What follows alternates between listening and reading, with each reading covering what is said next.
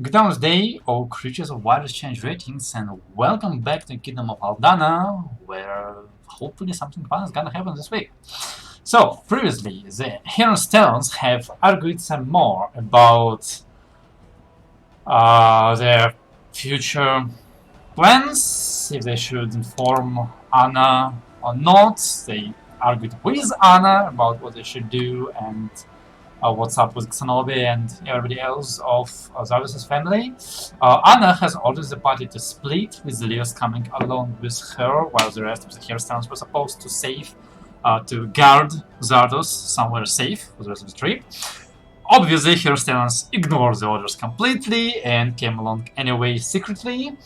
But the convoy managed to reach Fort Austria, pick up more soldiers. Leos, Anna, and Jean-Luc have talked a little bit more about how to secure the further trip, where to place Heron's talents in goal, what cover story to come up with, as well as what people and dangers the party was supposed to look out for on the goal side. We continued to travel in a similarly split manner, having reached Grand Couronne, the capital of Gaul, and reuniting once more on the evening of the 15th of January, safely and soundly. But Leos has gotten a call from Severus Percusson informing the party that Cyrillus has been finally broken, and that if the party wishes to interrogate him personally, they should travel to Nebo as soon as possible. His hearing is supposed to be happening in a week, and the papers that were found have also been decoded.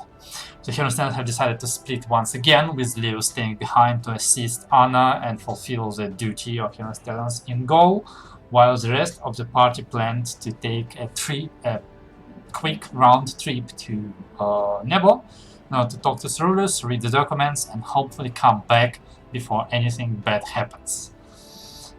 So for that purpose, let's say we are still in the evening, the night of the 15th of January. The ceremony, the event is supposed to be happening next day. So if you guys wanna talk some more about who's going where, and what your plans are and what you're gonna be doing tomorrow, then today is the day.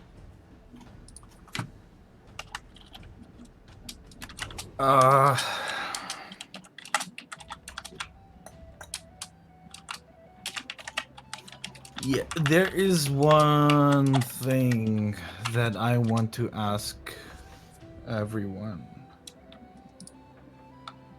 It's also a topic that I might want to talk to about with Anna. But if they seem, if this kingdom is somewhat hostile towards us, at least in part, if we come here pretending to be someone that we're not, might be a bad idea. It might be wiser to come here and say we are who we are. And we are here because there are individuals and factions in this kingdom who want to start a war. And it's very easy to start a war if you take the princess hostage. So we're here to make sure that that doesn't happen. So we are honest and we say that we have absolutely no other purpose than to make sure that nothing happens to her. We have no interest in any of the politics. And then be done with it. What are we afraid of exactly? That they find out who we really are? Yes, and then they could take that as a ruse. As imagine you are a kingdom inviting a representative of your enemy for peace negotiations. They come with a couple of people. who are pretending to be someone that they're not. And you have a couple of mages with you, or other people who are good at spotting lies, and they say, hey, you're not who you say you are. And then they say, why did you bring your strongest forces with you, even though we were talking about peace? So they could think that we have some sort of plan here, or that we might be some sort of strike team that is supposed to take out everyone when they're at the same place. It's not that I say that it's likely, but it could happen. And also I thought about if there is a representative of Oko's, if there is an Oko's agent amongst them, he might know who we are. He might be able to identify us. Very likely, yes. And if it's the Acolyte, I might fear that he says something along the lines of, look, the enemy has come here. They are the enemy of our god, and blah, blah, blah. It's the enemy. They're trying to hide amongst them and try to kill us all. Pretenses, yes. Yeah, false pretenses, liars. We cannot trust them. We should kill them all, starting with the princess and initiative. Honestly, it makes sense to me. I should bring it up with the princess, probably. Yeah. I mean, I do like that idea of just being honest who we are. Yeah. Sometimes, the best lie is the truth. There is something else, though. Albert himself did say that, well, if you do it openly, it is definitely like moving a very powerful strike team across the border. And it's not like we asked for permission first. That is a good point. And then factions, knowing who we are, might want to get involved even more. That's still out there. But I still agree with your assessment that the other way around is probably more dangerous. If the priest just says, look at who these people actually are. I honestly can't make up my mind. I think the princess and the prince would tell us to go with the stories that we have come up with. But if there's really, but the prince might not know about Oko. I'm pretty sure he doesn't know about the threats. So it might be an uninformed decision that they're making.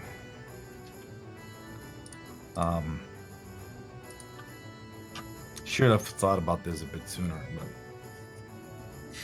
I felt like I had a week to think about this. Yeah, like a week of travel, right? That's what happened during the week of travel. So, I don't know. It's... Bring it up to them. I think you're the expert, and if you have concerns, then it's probably best to... If there wasn't that Oko chance, I would go with the story that we decided upon. But if there's another agent here, and that agent is whispering into the king's ear, oh, that rhymed. Then I think lying might spread fear among them. And that might lead to rash decisions of acting against us. So are we all in agreement of bringing this up to Anna? Yeah, I think that's a good idea. And I will say we'll leave it up to her, so if shit goes wrong, we can blame her. That's not the reason. No, but it eases your consciousness, doesn't it? I froze. Oh, I froze. This This is supposedly her area of expertise and where she has to carry responsibility. So she might as well make a decision. No. I'll talk to her in the morning. It's probably Let's make her make decisions we're totally not gonna listen to anyway. Well, it's nice to give her at least a choice. The illusion of choice is great, you know? I have this weird feeling that something weird is about to happen. Okay, guys, I have finally came up with a name for your party: Telltale Games. Illusion of choice. That's exactly that. The story's on rails and your choices do not matter. No, I think we should call ourselves the Railroaders then. It's a hype train. Anyway. Okay. So in that case, I will talk to the princess tomorrow morning. I will. What about the rest of our discussion? Do we stick with the plan that you four guys go talk to Ceruleus before he dies, before his trial, and we miss the chance of talking to him? I think Yes. before we go there, we need to have a discussion about all the questions, because you're not going to be there. All the questions you would like to ask. I don't have any No. questions for him that you don't How already how have. long do we have? How long do we have to talk to him? I Well, don't know. There was no a week before the. Yeah, we have a week, but I mean, a No, week. I mean, you have a week before trial. There's no guarantee that he's gonna be, I don't know, killed or it's gonna happen immediately after the trial. There's no guarantee. That's not what's gonna happen. I'm saying we're supposed to be here for tomorrow for that meeting or whatever. Could go after that so we don't miss it. Well, we definitely have to go before the trial, and I think that. And yeah, every before the day trial, definitely. that we don't talk to him, right, it increases the chance. I honestly don't think that it might be the patrician or someone else fucking up. It might just be Oko himself rushing in and killing him off, so he can't True. say anything. Well, By now, he's probably saying quite a bit, just not to us. yeah, I want to know. Well, here are a couple of questions. I want to know who the other agents are, and I want to know if there are agents in the Gaul Kingdom and who that agent in the Gaul Kingdom would be. I would ask him It'd be nice to know. if that priest acolyte dude is an agent and the super aggressive duelist / racist. That is something we need to take into consideration too. What is that? Say, the step beyond, say we get answers from Ceruleus about Oko's location right then and there. Do we stay for however long this diplomatic thing takes place? Give Oko a chance to move? I would say it depends on what his answer is. If he says, yeah, go down the street, second house on the left, knock there 3 times and you will find Oko, I would say you give me a call and we bust the door. But if his answer is what is much more likely, he is hiding. Oh, sorry, that's not the right. He is hiding somewhere where you cannot reach him, in the shadows of that one plane where you have to go through 3 different planes. You shall never reach him in time. Then we know the location, but we cannot get there easily. I think. Good point. What was the plane called where he supposedly hides? The Shadow plane? Is it called that? The Shadowfell is where Kairos Shadowfell. hides. Yeah, I mean, if he's there too, that would be I'm Just pretty sure. 2 we birds, have 1 a bone. party there. My money is Oh. on him being on this plane. Oh, really? Yeah. These are questions that have a lot of assumptions to them. Yeah, it's just like if we get information we can concretely act upon, do we immediately act upon it? That's it. That is the main question. I would honestly say that we should make that decision when we know the information. It's too difficult to assess what his answers might be. And what we also have to take into consideration how long it took Lady Khazar to break the enchantments on him. This could easily mean that his answers aren't worth much. Who knows in what condition you will find him? Who knows what kind of riddles he's going to put in front of us? I would say you listen to his answers, and if he gives you something where we could immediately get Oko, then we go for it. But it really depends on what he says. Ask him if he has any other hideouts where he like hides his. I don't know what kind of things he would hide.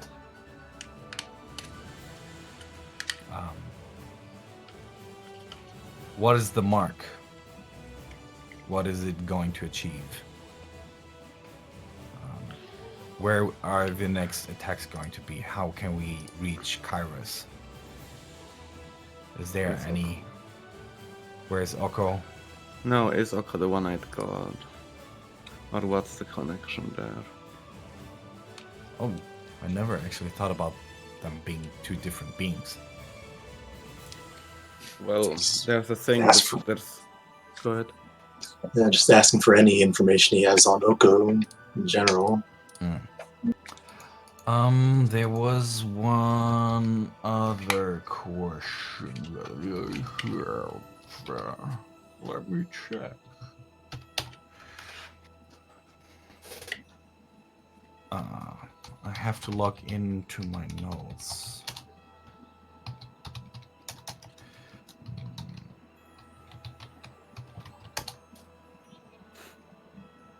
We know what Neverwinter is. No, Winter Oh, is an didn't- unrelated didn't- place that had to be written out of the game for. Didn't you tell me about some kind of waves where people forgot something? Yeah, that's Yeah. the Neverwinter. Yeah, how about you ask about that, if he knows anything like that.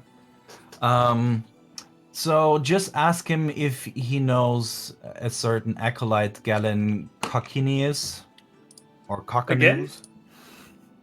Just What? ask. It's important that you use his name. If you ask him who are the other who are also agents of Oko, and he doesn't give you anything, ask for the name Galen Coccinius. Because if you know the name and it's someone he knows, it might trigger a reaction. And I think that's pretty much all I can think of.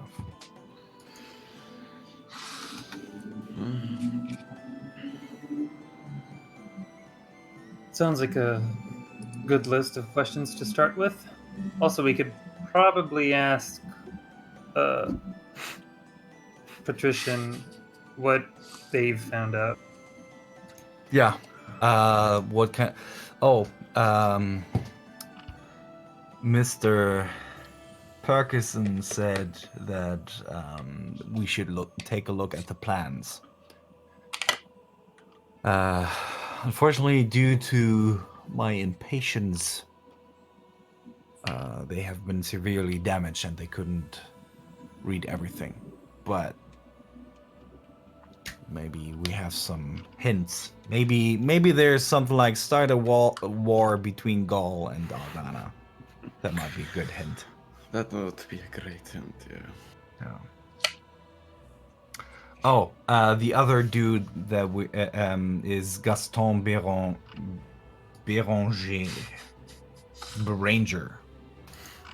Béranger. Yeah, that guy. He's the crazy duelist. So ask him for those two names if he doesn't show any reaction. Also Listen. ask for Giscard Messier, and just for the fun of it. I don't think that he's directly an acolyte, but who knows? Who knows? Okay, so from here we're going to ask Anna if she is inclined of telling the truth about our presence, and from there we're just gonna go to Nebo. Yeah, I think it's just easy to like say, okay, it's rulers. What is the next plot twist? Mm-hmm.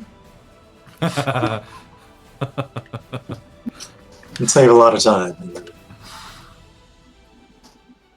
What does the future hold?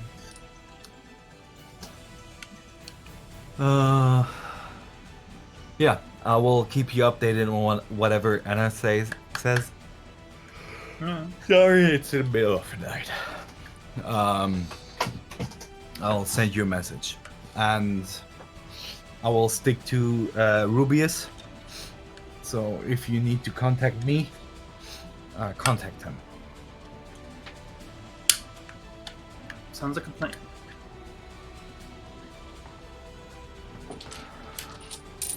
We are in a long rest, right? You've basically interrupted your long rest to talk. Well, postponed. Let's call it postponed, because you are not fighting or anything. It's not gonna stop it. Okay. I have nothing more to talk about, really. Do you have anything you want to talk about?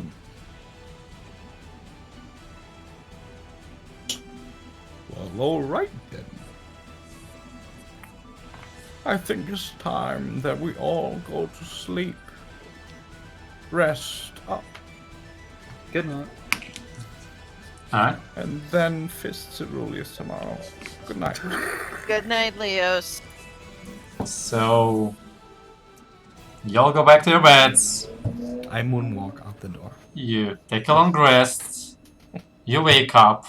Leos wakes up next to Cerulus. No. At least you won't need to ask him what the next plot twist is. Well, that would definitely have surprised me. You wake up next to Cerulus and 3 empty bottles of the Warren Moonshine.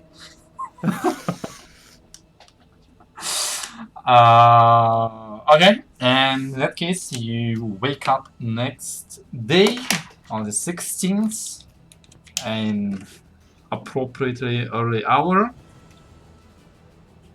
You have recovered your magics. So, Oh, that is good. what is your plan? Well, he's gonna talk to Anna. We're gonna get to Nebo. Right? Sounds right. Yeah. Okay, honey. You kind of need your tree door portal magic thing.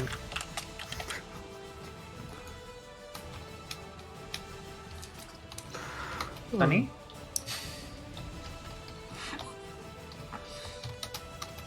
Trigger, Laura? you two woke up next to Cerulus. Yeah, apparently. Apparently. No, we can't no, hear we you. cannot hear I- you. Forgot the damn microphone needs to be all the way at the bottom. Can you hear me? Yes. Yeah. Thank you. It was a little bit up. I said, absolutely. And she will find a tree to catch. Okay, so you are doing that before, like, you already split. You haven't talked to Princess yet, you're just splitting and you're jumping. Okay, so you are a group of random Aldana convoy people planning to get out of your designated sleeping quarters and into the gardens of the castle. Let's go with that. Gardens of the Why- sun of the palace of Lady Khazar, right? No, he means still in Gaul. We need to Oh, find you a are tree in the Gaul, city. you need to find a tree, and while, just as a warning, I'm Being pretty sure you watched. will find a tree. I'm pretty sure people are gonna be interested where you're going, and you going on your own is unlikely, and if people see you guys casting a spell into a tree and disappearing through a tree, well, your plan of keeping any kind of secrets is kind of pointless. Well, isn't there a forest outside of the city? Yes, if you want a cloud shape and take like an hour trip towards the forest, then sure, go for it. For the record, the city is down the map. It's off the map. So, This would be much easier with teleport. yes, or I mean, we could Milora just- can. No, wait, you need ground to plant your tree into stuff. We could just wait till the convoy goes know. ahead if we stick behind. We are in the city. Yes. We already Oh. arrived at our destination. Yes. Can we teleport there and then tree back? Can we find Only a if we tree that is out of sight? Well, first of all, you have to get out of sight. I'm pretty sure that we will have guards from Gaul at our heels whenever we take a step somewhere. So You would are have to diplomats defend in hostile territory.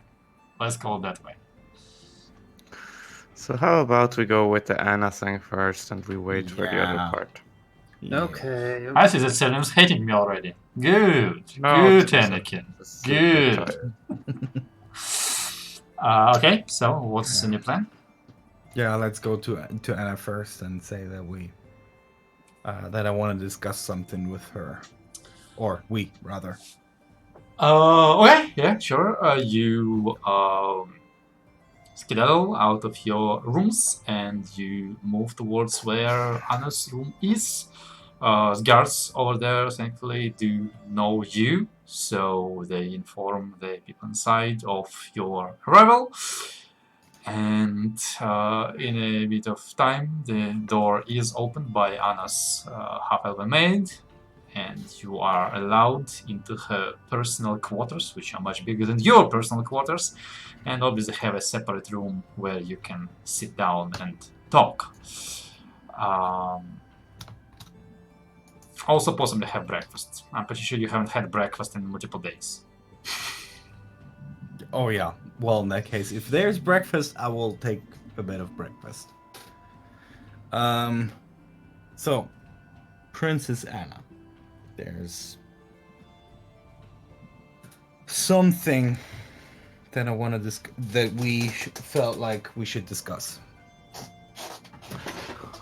We're all fine with going with the disguises that we set out to have. But this acolyte that the prince talked about, he sounds much like someone working for Oko. There are similarities. And if it's not him, but someone else who can identify us, if they have mages who can somehow register magical talents, and we have people there standing like me, pretending to be a secretary, they might think that it is a ruse and that we're trying to pull off something, like an attack. That we're liars, that we cannot be trusted. And we thought about if it might be better that we just say who we are, and that we say we are here to protect you because there have been people in this kingdom speaking about going to war with your kingdom, so it wouldn't be unrealistic that your father would actually send a couple of very strong bodyguards with you. And at least then no one could pretend, or no one could accuse of us of being liars. That's why we're here.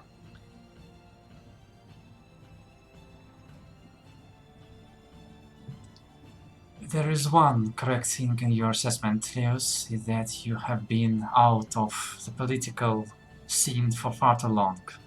You're starting to lose your touch. All right, listen. If they have mages who look at us, like take a proper look, they might be able to identify us. If they have an agent of Oko who knows who we are, this could be detrimental to the whole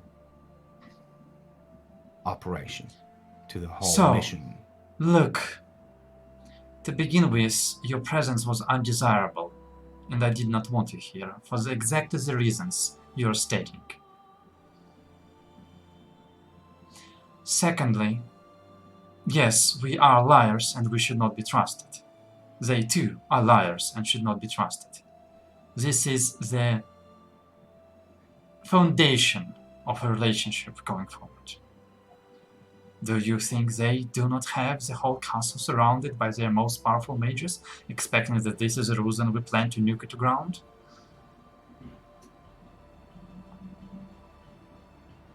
I'm pretty convinced that they do have, but we're losing arguments if we come here disguised. So, if they do indeed have a subordinate of your Oko on their side, and he walks up to, I don't know, the king or the other prince and says, "Hey, those people are who again? The people that are trying to dismantle my evil world-ending organization?" No, I think it will go in a different direction. He will, let's say the Acolyte is that one. He will say, I have dreamt about that man, that woman. They are forces that work against our empire. He will spin some lies that will feed the fire that is already burning in those people who want to start a war with your kingdom. If there's an agent of Oko, they will be able to twist the words just so they can fuel the fire that might start burning between our kingdoms. That's what I'm afraid of. And if we say if they say we are liars, that's not a good thing. You don't need to call us liars or spin any lies. Or pretenders. If he just says, these are the Heron's talents and they're known in Aldana, then it'll become very obvious to anyone who's involved in that political scene. Oh, hello, it's not a small protection force. They've brought a small army into our capital. That's the main concern I'd have. Because there's nothing to be said about that isn't true.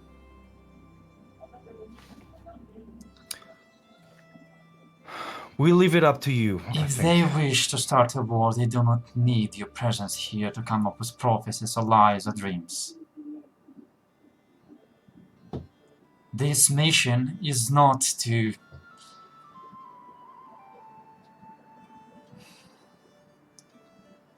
This is a chase against time. If we manage to sign the treaty and extract Jean-Luc, then we win. If we do not, if he is killed, then they win. So yes, I would not be surprised if tomorrow they declare that I am not Anna, but I am a devil from the 9 hells, and I have seduced their son, and I must be burned at the stake. That will be enough to start a war.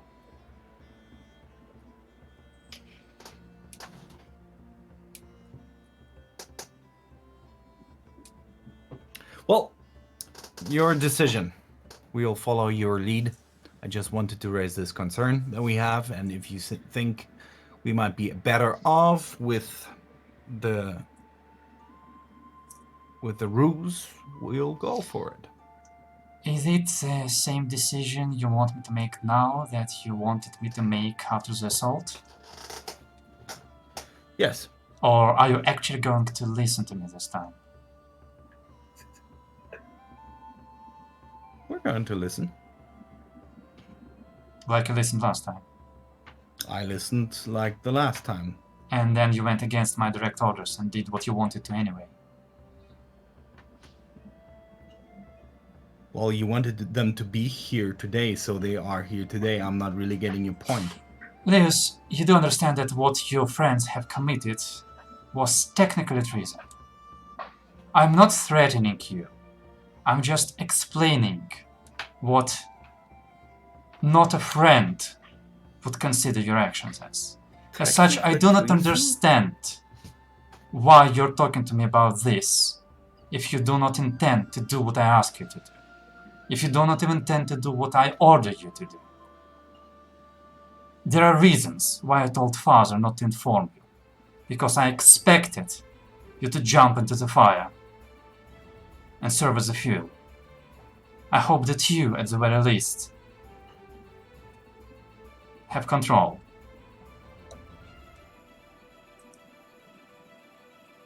Look, this is going to be your dance. And we all know what's at stake here, and we are going to follow your lead. But I wouldn't do my job if I hadn't raised this topic. And we as Heron's Talon wouldn't have done our job back at the caravan. I apologize for the misinterpretation. And from now on, we'll do what you say. Do you speak for everybody? Do I? I look at the others.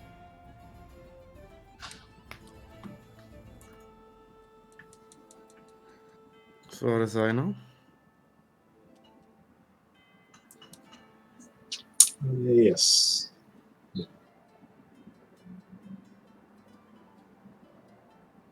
I do with my head. Melora just nods.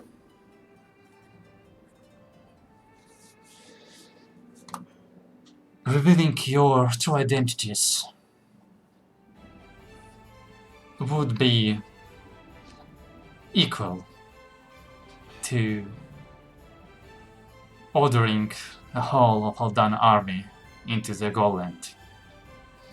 I cannot reveal your identities. Under any circumstances? Under any circumstances. So even if we are attacked?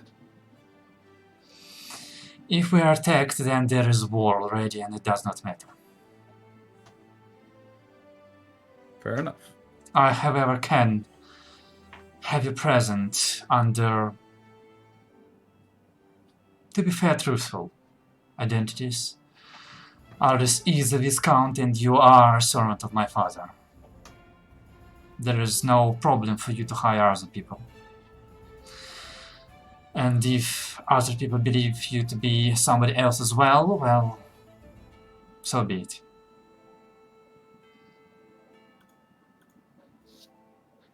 All right.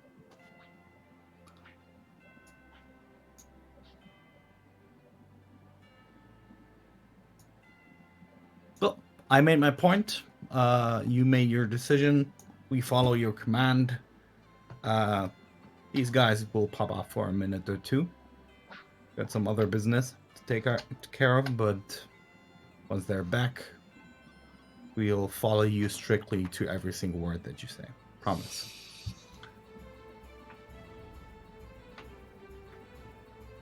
How long do we have until the procession starts? You have about 4 to 5 hours. Well, maybe more if you are fine with being fashionably late. Although for some of you who intend to stay directly with Anna, that would be suspicious. You think that's enough time? Or should we postpone? Because it takes some time to get from, to actually get there from the tree. But take some time, wouldn't it? Well, in that case, yeah. Should we all just stick around and go to him tomorrow? Perhaps tomorrow when it's less.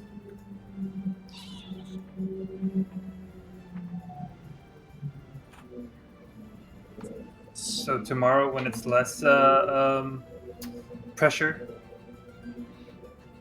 Sounds good. Not during the night or whatever. The actual would have a bit more time, because like the whole thing is gonna start at like around 5 in the evening, and right now it's like 9. So yeah, close to 7 hours, but 7 whatever. hours is a lot.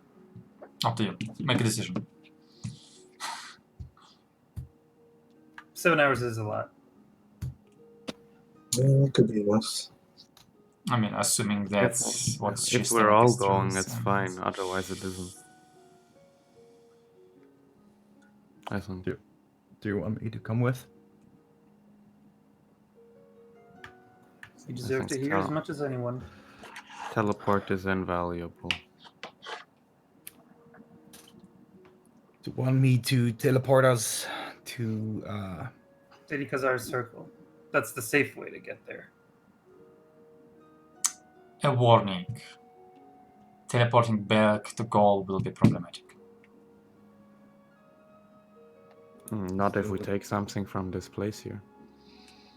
Sure, Or a tree. sure, you can take something from this place, which has a chance of you successfully return back, but as before, the question is, where have you been, and what if somebody has seen you? or we just wait for tomorrow. And Well, no, because then we're late for the... They're not late for anything. It takes a week before that other thing happens. Oh, I thought... Okay. No. we have a week to interrogate. I don't like it, but I So let's would keep it- prefer for us to stick together.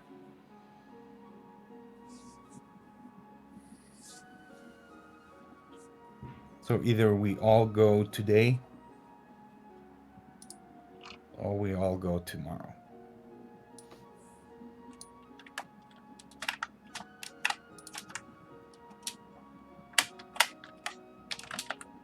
Well, all Maybe- who think maybe- we should maybe go there's- tomorrow, raise your hand.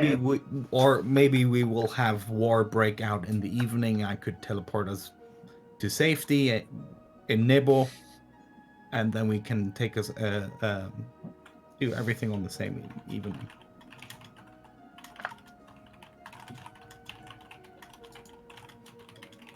Okay, so all in favor of going today, raise your hands. Good. So I guess we're doing it tomorrow. Yep. In the meantime, we might be able to find some easier way to make it work. Looking around a little bit, seeing how much we're watched, kind of thing. Arla's story is solid. Also, Leo says we might want to work on our story, though. Yeah. Millard's story is also pretty solid. So Me and Zardos, not so. well, that's probably something where the princess might be able to give you a bit more.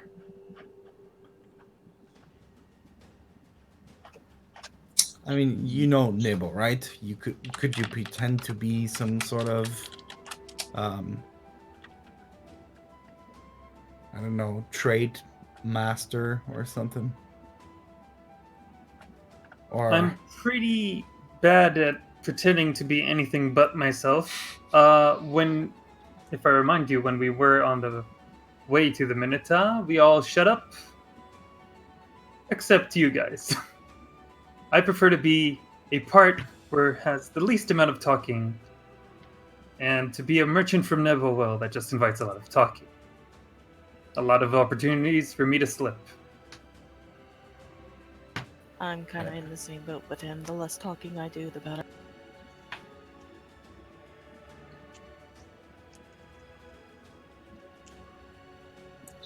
What were the cover story options we had for this that Anna came up with before? Well, I'm a secretary, so I deal with writing and listening and Melora pretending is, to be busy. Is a Melora. lady. How do you say? Lady in Waiting. Yeah, lady in waiting. Selim is Selim. Arliss is Arliss. No lies there. Not really. He's the Viscount, I'm a Viscount, I'm not and Arliss. Zardoz, you are his guard. So you generally don't have to do anything except for standing there and pretending. Or not even pretending, since you have that sword. You look super bulky. So you just have to stand there and look strong. He is. Yeah. But you have to look, confidence, posture.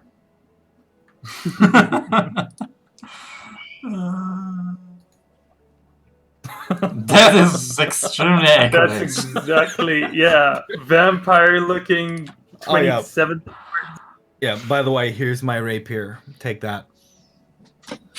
Oh, Does it require attunement? The rapier does require attunement, yeah. your rapier. What is What does it do? Well, it makes you react a bit quicker. It's like,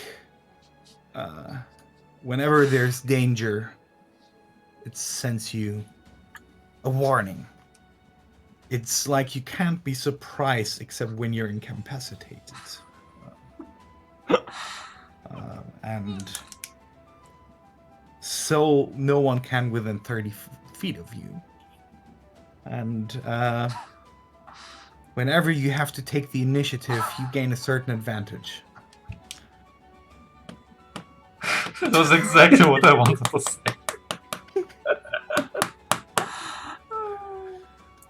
Are you sure you won't need this? I mean, I have quite a few swords at this point. Yeah, but look at the picture that would portray if I run around with a rapier. Why does a secretary have a rapier?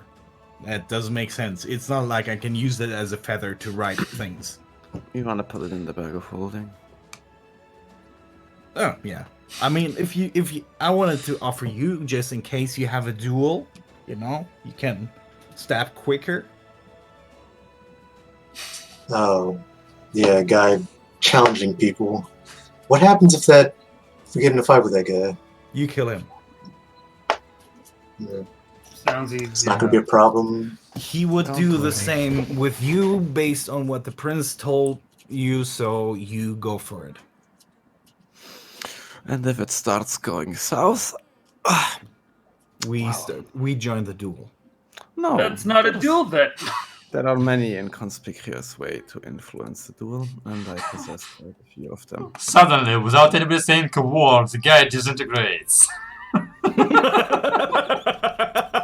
No, and block isn't magical, which is fun. He could do stealth casting. I forget how you call it. It's like everyone's looking where that beam came from. Yeah. And Alice is like, I know, but suddenly disintegrated sounds much more fun. yeah. Yeah, that'd be kind of cool. And suddenly he disintegrated. I like that. Yeah, so think about using the weapon. It might actually really help you. I mean, I know you're fast, but it can give you an extra edge if you can attune to it. And by the way, there's also the very, very good argument this weapon doesn't talk. Which, at this point would be nice. Just a quiet pointy thing. It doesn't do Sometimes anything you else. want to be alone. Yeah, I have quite a few of those. I don't think I need any more. Why, in general, just picking up other swords is a little less interesting at this point. All right. Your choice. If you die, I will be mad at you. I will put I'll hold on to it for now. I'm not sure. No. I can- Either you use it and you attune to it, or you don't get to touch it. I mean, you would. I will put it in the bag of holding. I mean, you look impressive enough as it is with the 3 billion swords you have on your back, I think. At some point, people might think, oh yeah, he's trying to overcompensate. And that's not a look that you want to give. Yeah. Or maybe it is. I don't know what your style is. I will put it in the back then. That's fine. All right. Can I also be a guard? I mean, I would say yeah. So you don't have to talk if you feel more comfortable with that, I think. I don't know if the prince already announced you. Otherwise, you pretend you have a cough and bad throat and you cannot talk. Okay. And you're just there to observe the Gaul kingdom as an objective observer. A tradesman that doesn't talk. Sounds good. No, not maybe not a direct tradesman, but more like an inspector, someone who You want to start a war with Nebo? No, but maybe you're just someone who looks for new trading opportunities and joins these kind of social events and just observes them and looks how the people are, behaving in social environment. Or, smile, wave, and speak in Slavic, like, hello! And you're like, Medved vodka balalaika! Yeah, pretend that you can't speak the language. That will do the trick. Yeah, might use that. How many dwarves are in Gaul? How many elves are in Gaul? None, right? I mean, it's a human... Ask somebody who knows. Oh well.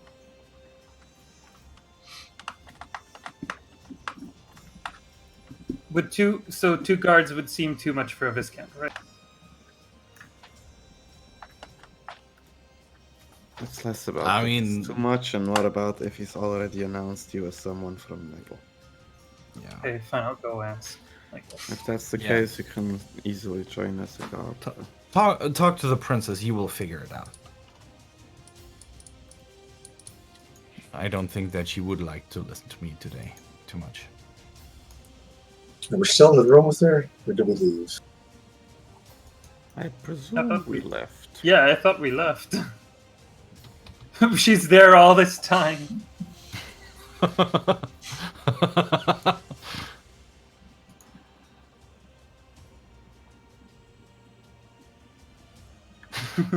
No, that's not Anna. That's Arles.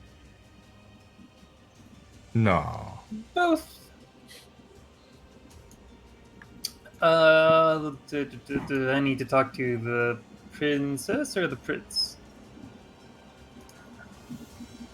We'll talk to the princess first and see if the prince is around. Okay, so I go back to Anna. Okay. You go back. Hey, Anna, sorry to interrupt. May I? Yes, you may. It's gonna be quick. I mean, it's... So you said the last 3 times, yes. True. Following your orders to keep in disguise, did you already announce me as something?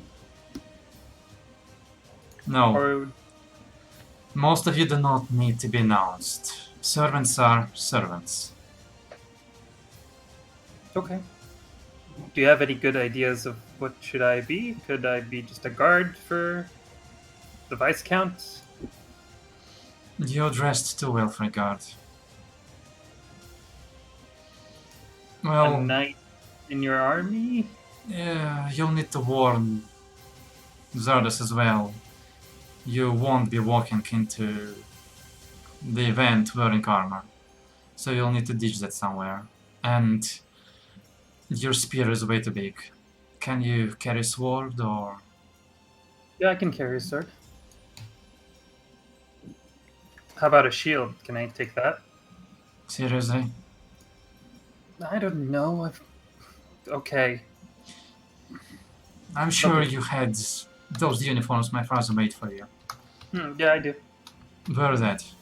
That should suffice if you want to be a guard. Got it. And Alright. seriously, I need to prepare. Like in the room where there's like basically like 5 maids around her, and there's like half a room is covered in various preparations for Anna to look gorgeous. And She's okay, I'll be leaving. like you almost came in an appropriate moment. But luckily you're quick enough. Otherwise you would have had to be killed. Yeah, so I'll leave and I'll go Okay. back to the group. I'll tell them, look, we're too fancy. At least some of us are too fancy for being whatever we are. I can't walk in with my armor, nor shield, no spear. So I'll probably have to use a sword, Would you like a and I'm rapier? gonna wear the the uniform. Wait, let me. I think I have a sword, long. But is it better than my rapier? Trigger, Good go to Sunwater and read Kaleidoscope again. Sun Warrior and read what? Kaleidoscope ability.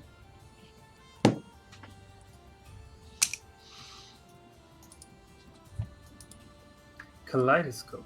Yep. Yeah, okay, I can call it back. Mm-hmm. Get ready? Can you just put it under Adjust a the bed? shape. Oh, okay. Yeah. You know, it's a good Dagger, thing to javelin, read spear. abilities completely. Yeah, it does. Yeah. It Can does, be okay. helpful. I'll never tried this before. And I'm gonna try and make Sun Warrior into a sword. All right, so Zardoz has 2 swords that are talking to him. One is a god, the other one is some god-like creature.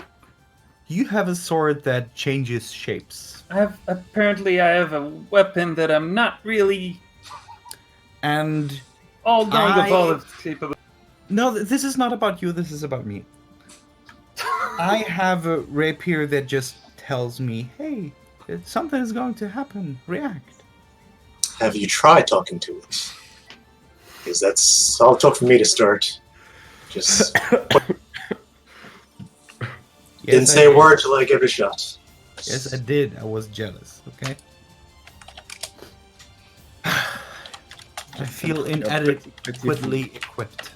Just think of your pretty flute. Yeah. Whichever one of the 2 you want to. I'm gonna slap the next attacker with my flute. See if that turns into a weapon. And you have a flute Try that can talking to your turn a flute. room of people into your fanboys. Well, there's that. Could always try talking to your flute. Maybe that'll do something. Yeah, but I think if I did that, it would get me killed for charming people. Definitely would.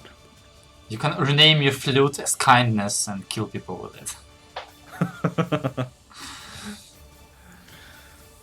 Anyway, I'm gonna Yeah. drop my staff into the bag of holding, but the rest I'm just hiding under clothing. I'm gonna drop my armor and my shield into the bag of holding. Okay, so Trager, you're basically wearing the like Aldana military uniform, which is basically like as you concentrate on Sun Warrior, you see as the shaft of the spear like temporarily turns into sunlight and just like shortens, and the blade slightly lengthens, turning it basically into a short sword. It doesn't have a sheath, but you have a sheath somewhere you can like take the sheath from Talon, for example. Okay, and obviously like all of your like backpacks, bedrolls, tents, all of that needs to be left somewhere. You're not gonna be in a ball with a tent. And like same for the purpose of potions. If you have like a bandolier with potions, also consider that. I mean, you can try and bring it with you, but it's gonna ask questions, raise questions. Would it raise questions if I take a small pouch that contains a red corundum stone? I don't think so, but why would you want it to be with you? Because I could throw a fire elemental at someone if I like. Oh, okay, that one. Yeah, I was trying to remember what you're talking about. Yeah, I mean, like a purse, you It's can small have a enough, purse right? with you. Yeah. Yeah, Yeah, well, a small pouch is okay. But like anything that will visibly show that you're not like being gassed, but like you are preparing for combat, that would raise questions. But like Julius, like assuming you're not wearing your armor, like your flute is okay. It's like it's part of your necklace. Yeah, it's a necklace, so it's adornments. Melora basically like as long as she leaves her stuff behind, she's fine. Oh, she does need to take her armor off because she's in a breastplate usually, so that is serious. Then just for the record, I will not keep the red corundum stone in my with my money. Okay. Just because it gets snatched away from me, I want to hide that in my clothes. Okay, sure. Okay, that's you. What about Zados, for example? How are you dressed? Yeah, no armor. Just do that, no problem. And what weapons are you taking with you? If any? All of them. Yeah. I mean, one of them looks like a hilt, and you can summon thirst anyway, so it's up to you. Yeah. What you want to have? Well, I mean, I have a walk around with a number of swords on me anyway.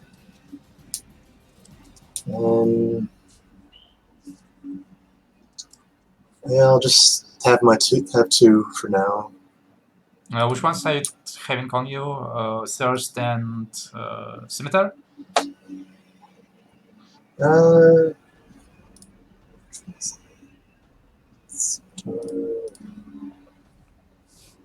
believe you'll be using. I'll take Thirst and Wound. Oh, that's a good idea. Yeah, so you have basically like a long sword, slash rapier, and a short sword. Yeah, that makes sense. And wait a moment. And what about your clothes? Yeah, I'll just put on something nice. Yeah, do you have something nice? Yeah, for that. I had some nice clothes that we used last time. Maybe. No, I don't think I have those anywhere. I need to go. I need to pick up something else while we have time. I think I have an extra set. Let me check. I have a set of elven clothes. I have Winter clothes would be a good idea. a marshmallow walking in. Set of noble clothes. That might be the trick. Thought I had those. It's strange if you don't. Like maybe they could store it somewhere. I don't know. Strange. Because I'm pretty sure you Yeah, had something. might have forgot to put it down on my list here. Because you should have had something that you used in Kryozum during the previous event. So let's go with that. Melora? And I'll just keep the hilt of the other sword in the pocket. Okay. Melora, what about you? Well, she hands over the armor that she has on easily. I can't remember. What does the dowry dress look like? Is it fine enough for a lady in waiting, or? The dowry dress is extremely ethnical, and it's pretty light clothes. It definitely doesn't look anything that like a noble or noble servant would wear. Plus, technically, you yourself are not really a servant. You are not a maid. You are a lady in waiting. So most likely you yourself are pretty important. So I still have that green dress then that she ordered before they got closed for the that would work perfectly. Yeah. Yeah, she'll wear that. You're not gonna be able to do acrobatics in it, but. And like I said, she clings to her staff before giving it up. It takes a lot of coaxing to get her to give that thing up. Alright. Is that the dress Sheila made? The dowry dress is the one your mother made. The green dress was the one that she commissioned to be made before the king surprised us and made us change clothes. Yeah. Okay. Okay. And what about Ardis? Dropping the staff and everything else can stay. Everything else, you're using the scintillating colors, or? Seems expensive enough. It looks expensive It does. enough. So basically, you have your robe on and you have your arcane. Yeah, and I focus. am wearing the. Oh, the under Elven the missile thing Yeah, under the clothes. Yeah, I guess it will. I mean, even if somebody pets you down, then they won't really feel it because it feels like a short. Basically, that's the point of it. Otherwise, you won't be able to wear it. The bracer probably just looks like some fucking shitty art. No, not like shitty, but like could be some eccentric piece of jewelry. It is pretty massive. Definitely doesn't look like a bracelet, but you could try and pull it off. Definitely doesn't look like a weapon. It might look like a magical object, so you might have to pull it off. I mean, if they don't want that, then they will have to make me undress too. I mean... What's the title I was given for this? What do you mean? Viscount, right? I mean, are they planning on using any particular name? Or am I actually using what could be used to be identified? The last time we talked about this with people, you were supposed to go as yourself, basically. Oh, great. Okay. Sure. Whatever she wants. I mean, she doesn't want you to be here, so you are welcome to fuck off. I'm perfectly down for that too. So please don't throw anything my way, it's not my decision. I honestly didn't even want you to be in this part of the country this time of day, I just wanted everything to happen in the background. Just so that you cannot interfere, but... Fine, if you want to be here. Yes, we want to medal. Alright, so that's all of you. Okay, you still have like multiple hours. I mean, you'll spend some of them preparing and figuring out your stuff. Oh, by the way, I assume you leave Bag of Holding behind, or... Isn't that like a fashionable purse? I mean, you can try to pull it off, but it's extremely likely that people will know what a Bag of Holding is. At least the wizards. Hide it under your robe. Well, if they pat me down, that doesn't hide it under your robes. Where's in that bag of holding behind? My staff is not staying in. Can't you turn it into Twiglion? No. Into a what? Her staff used What to it was be a before. twig. Yeah. Oh, okay.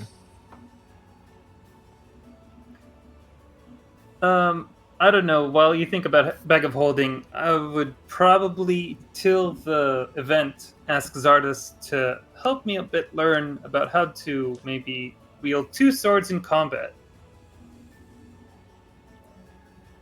And I have Talon in main hand and Sun Warrior in offhand. You Just, cannot do so. No? Light. Because Talon is not light. You need both weapons to be light if you don't have a fit. Oh, both weapons. Okay.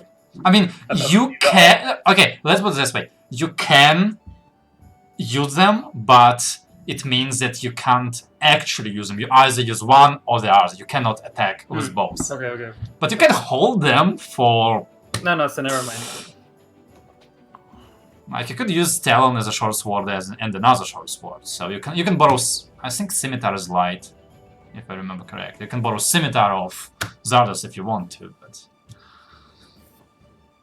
Does that requires attunement, I think. No. Nope. It's No? It's I believe it doesn't do much. Scimitar, it's not even It's a plus the poison weapon. one, Yeah, isn't not it? really. Yeah. Yeah, just takes an action to activate the poison. It's mostly beneficial that it's a magical weapon, so it ignores resistances and doesn't get destroyed as easy. So that's the point of it. Yeah, I guess. I mean, would that benefit me? I mean, using a bonus action as another attack? Yeah. I mean, the other bonus action I can do is nothing. I don't have a shield. Something to do, for sure. Just a reminder that I believe if you hold 2 weapons, your dueling goes away. My what? Dueling, fighting style. The +2 damage one. And considering that your offhand doesn't have strength bonus anyway, like unless you smite 3 times instead of 2 times, the damage wise, it's the same for you. Like either you have plus 1d6 or you have +4. And +4 is technically better. Okay. Yeah. Guess it's just me and Sun Warrior. Good old days. I mean, there's nothing wrong with that. No? You can always grapple somebody with that hand and beat them up with your other hand. That's Maybe. Or can you attack two-handed with it? It's a A long short sword? No, it's a short sword. I mean, you can. It just doesn't do anything. Thought you had a long sword and stuff. No, it doesn't It's like do it. wielding a knife with 2 hands. It's not going to do Also, anything. it fucks with dueling again, even Yeah. if it were a long sword. It's less damage than just dueling. Kind of why I don't quite like how dueling works, because it's usually the most efficient fighting style, but doesn't matter. Okay, so anything else you want to do during your prep time? Talk to people, see people, ask somebody if they're dwarves, say on goal. Yeah.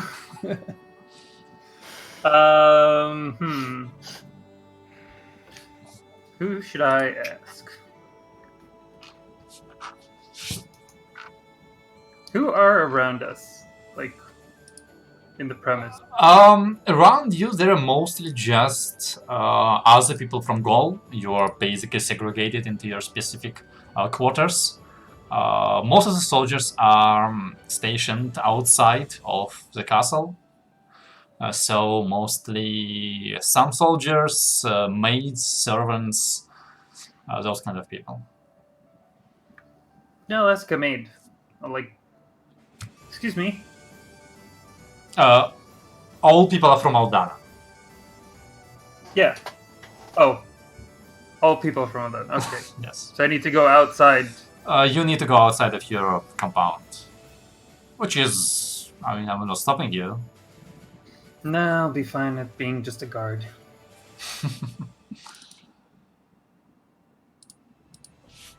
Kind of feel like this could have gone like Inglourious Bastards, like Arriva Dirge. Go Wami.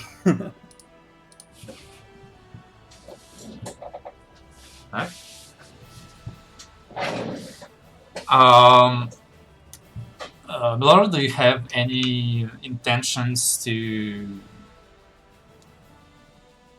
do your fucking job? I have What? no idea what the job entails, but I don't know who I can go to today. Anna seemed pretty pissed off with us, and Melora won't bother her. Well, she's pretty I'm pissed pissed off off at the guys. Sure, I mean, she's yeah, fine with you. she has every intention of doing what needs to be done. I just don't know what it entails. Kill Arles. You need to kill Arles.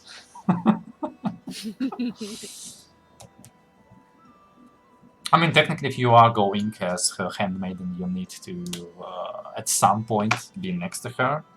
So the question is, do you just like wait quietly until everybody is ready to go, and then you join her, or do you like want to join her early, or talk to her about something, or I don't know, offer her a shoulder to cry onto before a very important day? I mean, yeah, I guess she'll go to Anna's quarters and knock on the door and see if it is okay for her to come in. If not, then she's not going to. Well, you are a lady and you are now properly dressed, so it is a lot less scandalous for you to be here. You are let inside. You see Anna is basically like sitting on one second. Where is it? No, here it is. Sitting on like a stool in the middle of the room with all 5 of her maids just like running around her. Like 2 of them are busy working on her hair, and like some are fixing up her dress, some are showing her like various jewelry, like asking what she wants to wear today. I mean, it's the usual for her. You haven't really seen this, but it seems to be a pretty magnificent look that she's slowly but surely obtaining. She has not put on the main dress so far. I have no idea how it's called, but you know, like whatever you put under your dress, under your like that thing. She's in that right now. And she like kind of like notices you, like nods to you, and just tells you, well, this is the most boring part usually. Seems like it. You're looking amazing. Can you come closer to your microphone? I can't hear you very well. Well, I can't.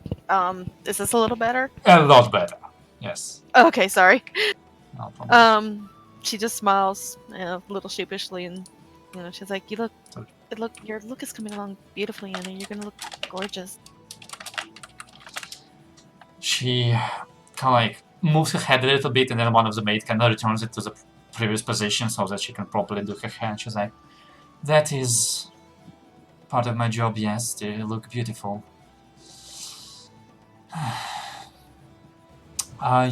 Is your side ready? Have you figured out what you plan to do and say? I believe the others have, for the most part. That's part of the reason I'm here. I wasn't exactly sure what a lady-in-waiting does, so I just wanted to observe and see what would be expected. Well, technically, a lady-in-waiting would be another noble, and you would be my friend and attendant. Oh, okay.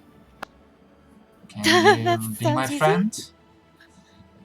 And she just quirks an eyebrow, smiling. Of course. There's no reason to even ask. I Well, wasn't sure if a lady-in-waiting was a maid or a servant. I didn't know what the proper etiquette was. And you can see she's fiddling with her hands a little nervously. It's okay, just follow my lead and smile. There's a lot that you can solve with a smile. You were lucky that you didn't really have to figure it out. Are you okay, Anna? Yes? No? We'll find out tomorrow.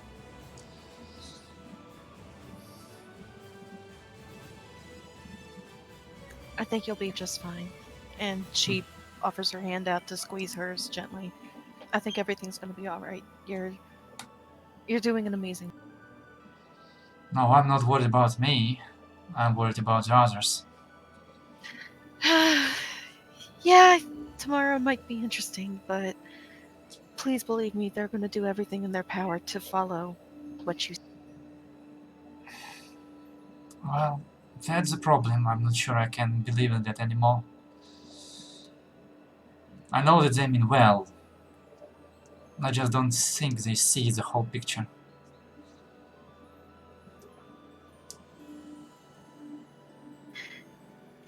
They probably don't, but your safety and the safety of the prince was our priority.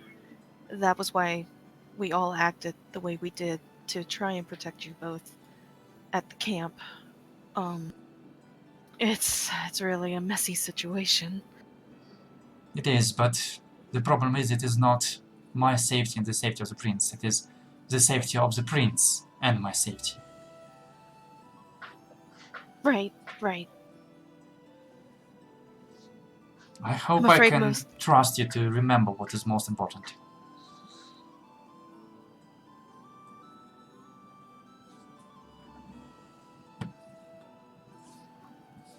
I will do my best to keep my emotions under control with it.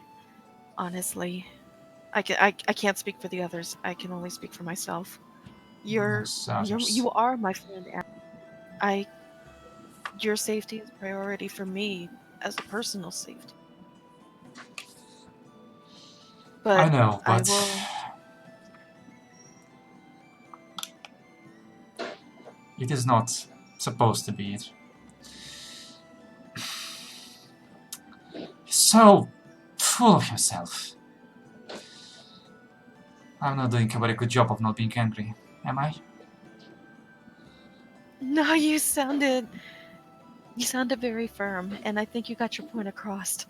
You definitely did with me. I admit I was a little afraid to come and talk to you because I was more upset at myself that I let you down. The last couple of weeks have been very hectic. We had a lot to prepare and figure out. And today might be the most important day in the history of our two kingdoms.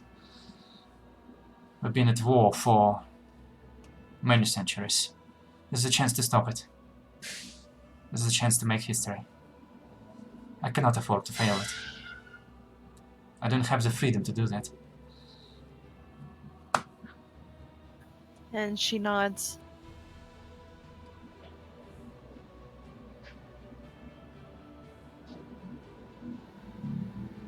I will go back and talk to the others. And I will, if you want, I will let them know exactly how important this is to you and why we can't, under no circumstances, screw up.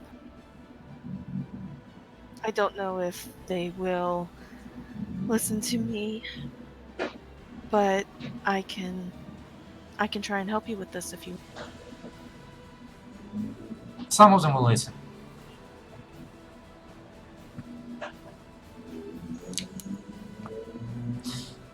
Look, this is why I did not want you to come. You have too much personal at stake here. Imagine a situation where it's... You can save only one. Either me or Mathieu. No other option. I thought I could trust Leos to know what matters and save Mathieu. I'm not even sure I can trust him to do that anymore.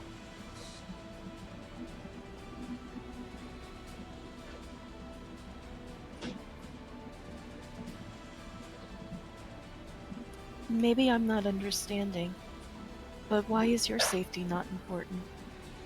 As well as his. Because if he dies, there will be war. If I die, there may not be a war. But you don't know that. There are a lot of things we do not know. So we can only do what we think is best. And sometimes, well, actually that too is part of my job. To think what's best not for me, but for my country.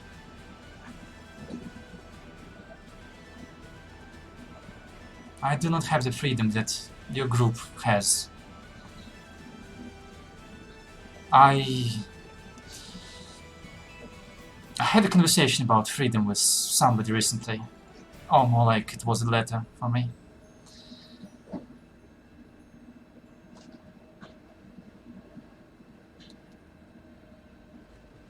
Curtain and the castle and my rank is a cage.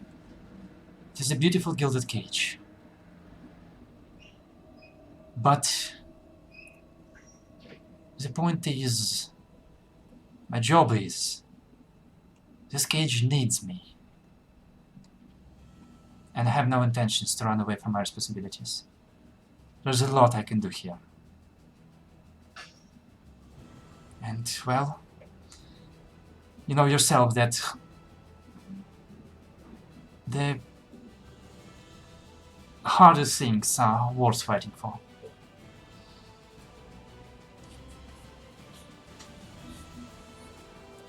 You're very wise, Anna. My teachers are. On a brighter note, she once again moves her head and the maid kind of gets it back. And Laura chuckles a little. Have you and Trager discussed any appropriate dates yet?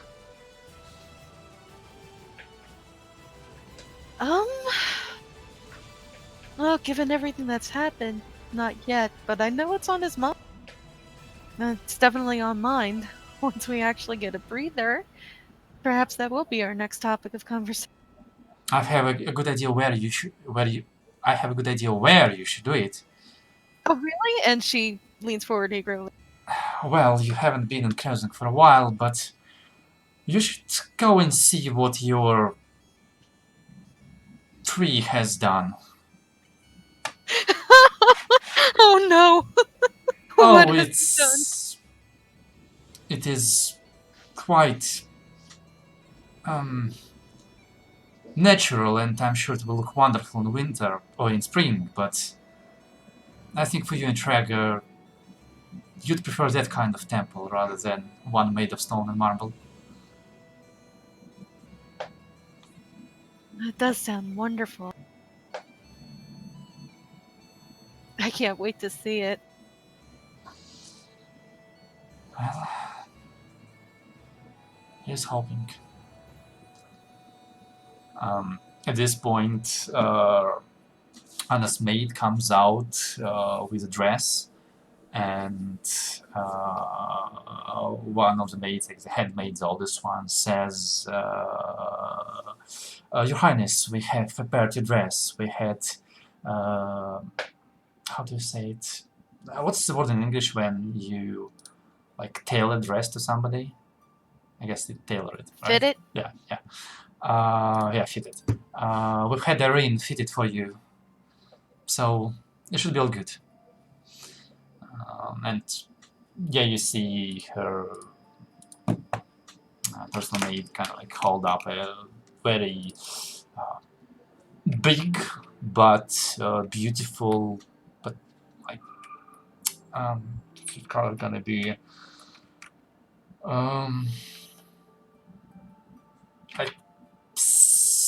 I want to say silver black color, so it's not light in color, it's pretty dark in color. And it looks gorgeous, it looks super expensive, it looks extremely hard to move in, even harder than your dress, but whatever. And as the rest of the maids kind of disengage from Anna and leave her hair and her jewelry alone, her personal maid kind of says,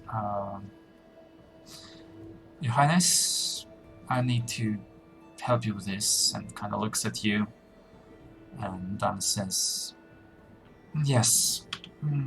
Sorry, Melora, but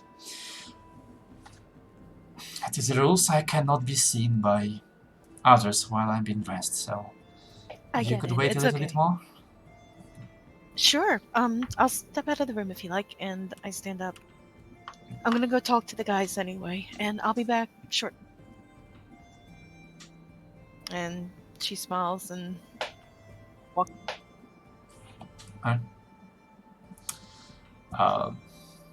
Yeah, you want to talk to others, so If we don't want to role play the whole thing, after you. she'll just meet up with them and go over with them and tell them that what Anna said and how she supports, and she gets where Anna's coming from now, and she stresses even more that we absolutely cannot mess this up for her.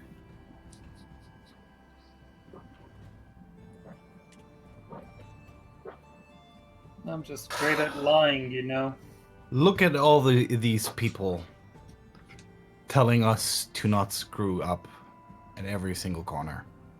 Hey, hey, you have saved multiple hundreds of people, but don't screw up, don't screw up, don't screw up, don't screw up, don't screw up. Yeah, I mean, have we ever screwed up? Never. I seem to screw up all the time. I don't know what you guys are talking about. Well, that's What just about the you guys? player's way of saying it. I don't know how Melora would say it more nicely. I'm not a nice Melora person. kicks in the door, Sergeant voice. Get in line, soldiers! Now listen here, you whippersnappers! I have one and only one mission. Do not screw up! Yes, honey.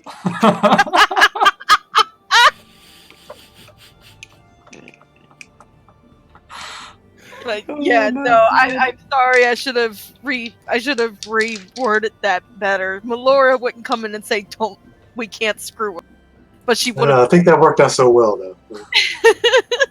Okay, But it was I am basically a Melora's message, so- Sergeant voice. This is canon. I feel horrible now. I'm sorry. 20 years later, Melora enters the room. What's it is? Alright, moving on. Yeah. Do you want to make an argument out of this? Right. I mean, it's the same thing wherever we go. There are some important person say you cannot screw this up. Sure, we can't. We know what's at stake. I mean, she's right. Yes, we shouldn't screw up, or we can screw up, but I don't think it's not really entirely in our hand. So we'll tell her we will do our best.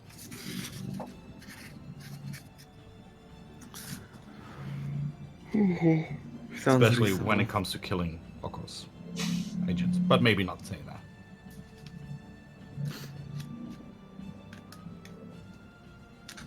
You will find the right words. We got this. Sure. We can do this. We got this.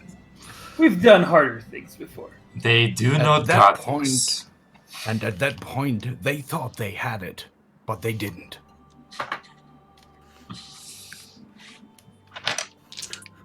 Oh wait, I forgot. I need to. Alright.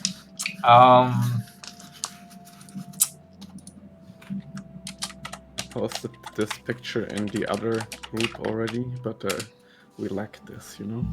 We just lack it.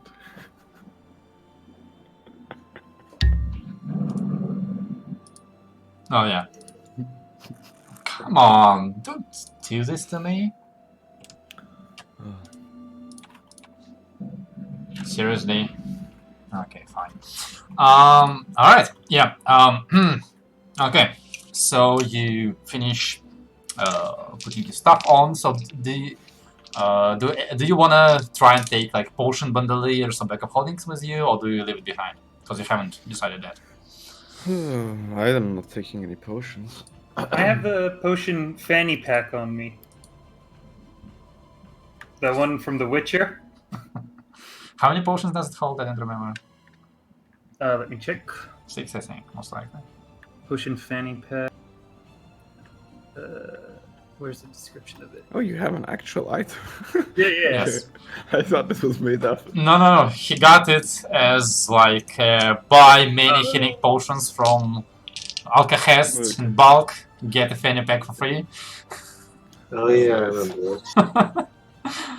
I'm not sure who was happier about getting it, Streg or Tal, but that was a nice Both. moment.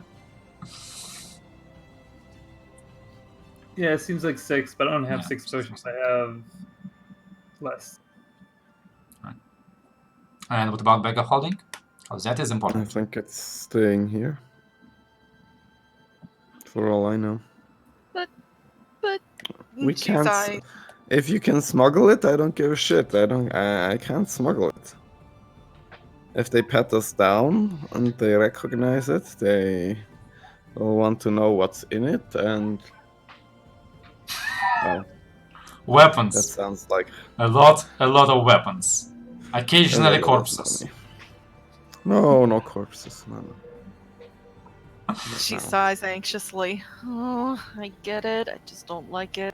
Well, at least you do have your flower arcane focus, so you would be able to use the spells, just not with the stuff. Yeah. Alright. So, I guess at this point, there's gonna be a bit of invasion into the Aldana side of the castle as Jean-Luc comes along to pick everybody up, and you just like hear him talking loudly outside. So do you come out? Okay, Oh, we are I can do leaving now, this. okay, then. I'm just a normal guard. I used to be a normal guard. I know how to do this. Okay. You don't have to lie if you keep your mouth shut. Yeah, just keep your mouth shut and we'll be fine. Exactly my plan. Yeah. Awesome. Alright. In that case, you get out into the hallway and you see kind of like Anna is just exiting her room in that humongous like black silk dress, and Jean-Luc is in front of her and he's praising her and her dress loudly, partially possibly for the benefit of people around, but he does seem to be pretty excited about all of this. And then as your group is kind of like in the periphery awkwardly, they notice you, and Jean-Luc goes, "Is that them? Is it the talon du..." And Anna is like, just not quietly, and Jean-Luc saunters over to you. He like, how should I describe it? Is he like fanboying? No. I mean, I was trying to describe his clothes. Like, I know the Russian wars because I studied them in school, but one sec. Like, he's wearing like a coat and pants, and it's all very like expensive and tailored, and like with gold thread. But his coat, it's like it's just a fancy coat. It's not like military or uniform coat like Trego or Zardas. It's just like fancy, like noble like coat, and he's like trying to be quiet but not succeeding very well, thanks to the you are in Aldana. Well, technically in Aldana.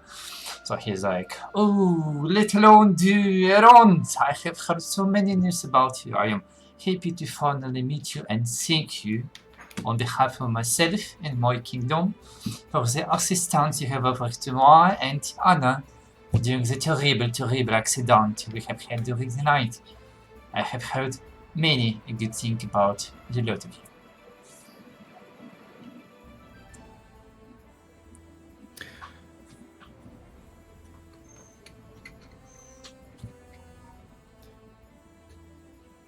And he kind of like leans in, kind of like conspirationally, and says, "So, have you discussed your plans, how to proceed? So, come on, voulez-vous faire cela?"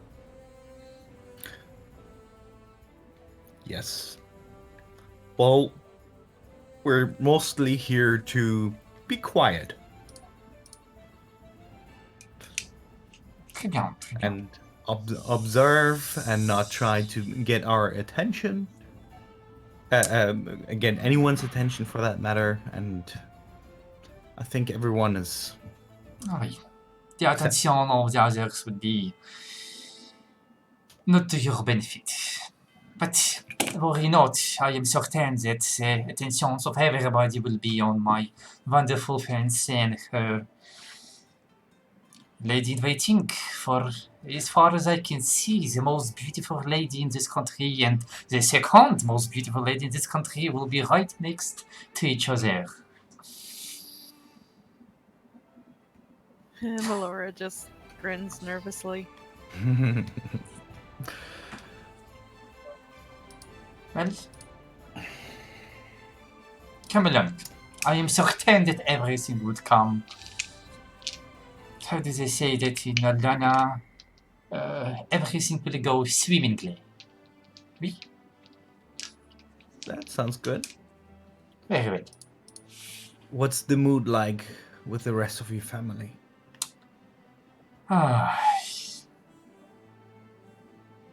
Well, I am certain that if my brother had any idea about your true identity, he would plot how to murder you in terrible, terrible, terrible manners, especially the non-humans ones of you. As for my parents, I don't believe there would be much of a trouble.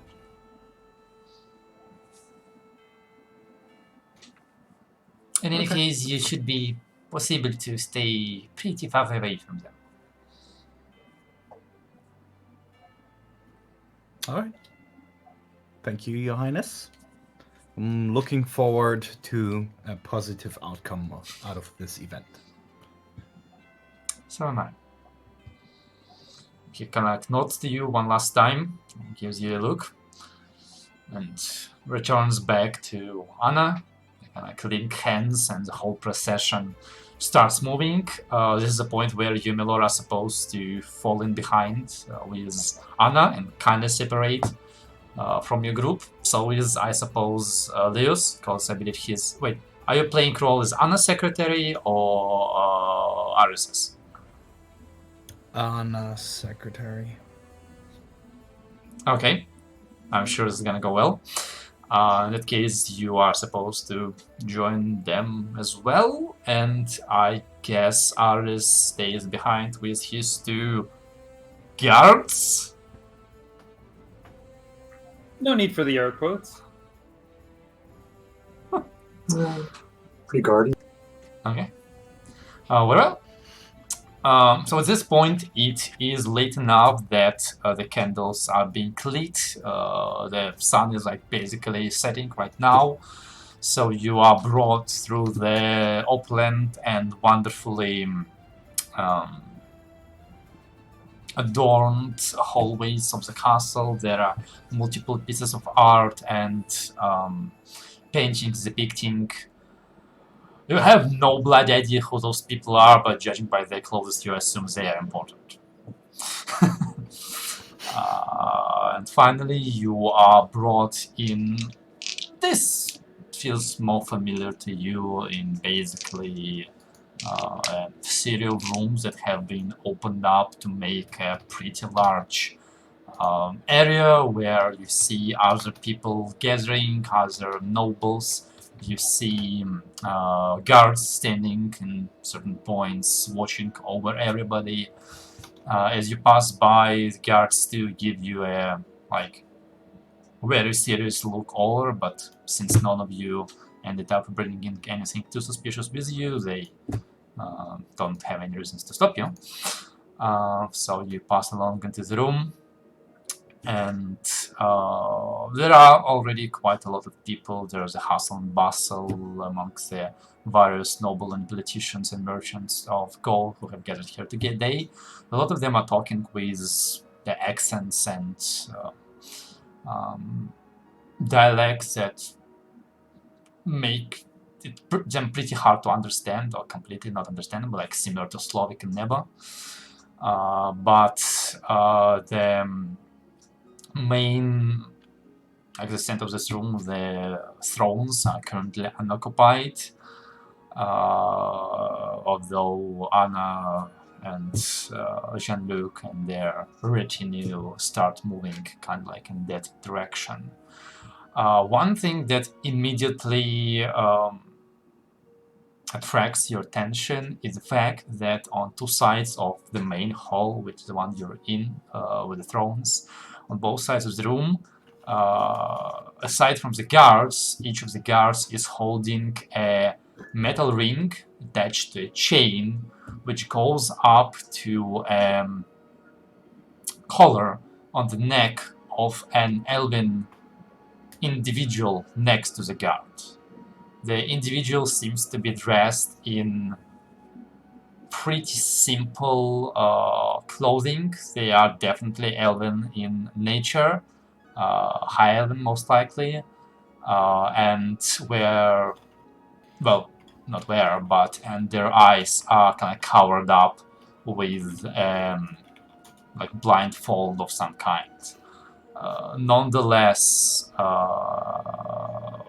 despite the blindfold, they seem to be like looking over the crowd. But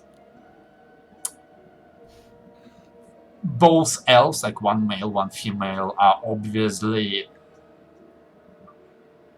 not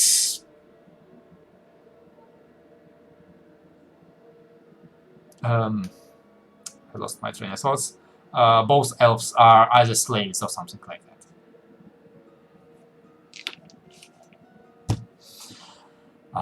Anything you want to immediately do, or? Yeah, I would like to assess this place security-wise. Make me a perception check.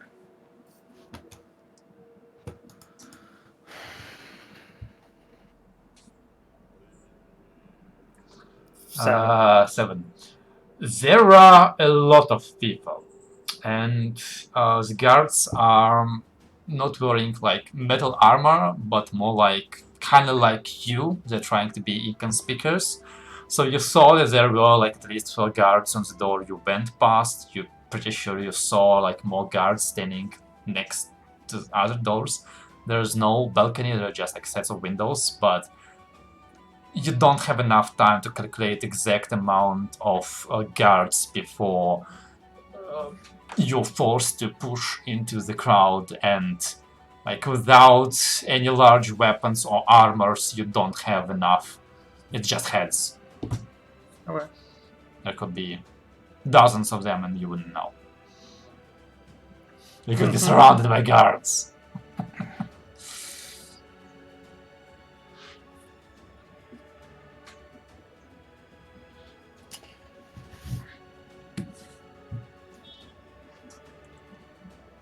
Anybody else wants to do anything? I want to keep my eye out for names. Names. For Names. human one and or creature one and creature for Galen Cockanoos and Coccinius and Catsinius. Gaston. Huh? Coccinius? Catsinius.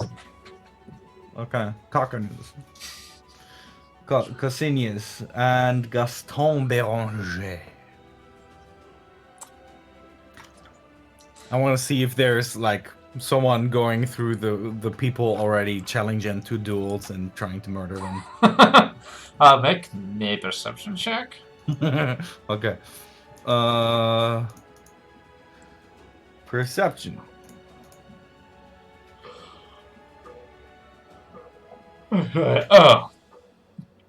No, you see no people challenging other people to duels to death, and you don't see people preaching about the one-eyed god or anything like that. Okay. Well, Alright. in that case, I will follow the royalty. Alright. Well, in that case, as you sit around for like another minute, the other set of doors at the end of the room opens, and as the fanfares sound, the uh, pages, I guess. I don't know how those people called in English. But the servants announce the arrival of their royal majesties, King. I have written down it wrong. King Estienne and Her Royal Majesty Queen Melisande. And as the two of them enter the room hand in hand and approach the throne, we're gonna take a break.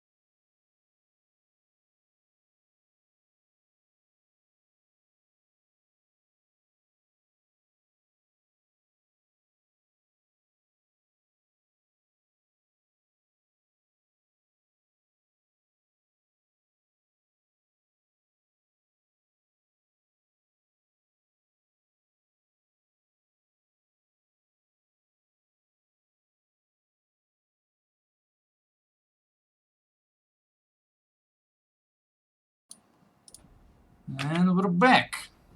Alright. So, yeah, you don't have to wait very long before the big doors at the end open and the minstrels introduce the king and queen of Gaul, who enters the room hand in hand and proceed towards the throne. But upon both of them stand, turn towards the people observing, nod sagely, and sit upon the thrones. So that's about how they look like, except the man looks a bit older, a bit more tired, and a bit like he's not very happy or interested in being here. Or maybe like Salem, he is sick and hasn't slept in forever. One of those options. Shortly thereafter, the minstrels announce the arrival of His Royal Highness Giscard Mercier as one of the men you were told to look out for. Enters the room accompanied by his entourage. Now, for all the bad things you've been told about Giscard, he doesn't quite look the part. He's smaller than average in size, he's not necessarily muscular or impressive. Honestly, he's not much bulkier than Arles. As such, his physical form is of little causes to respect. He's, however, dressed in a pretty straight, strict, without many adornments, military jacket with shiny leather boots going up to his knees, sporting a wonderful crimson cloak that's kind of like swept to the side. His hair are also quite utilitarian, military, basically like buzz cut with a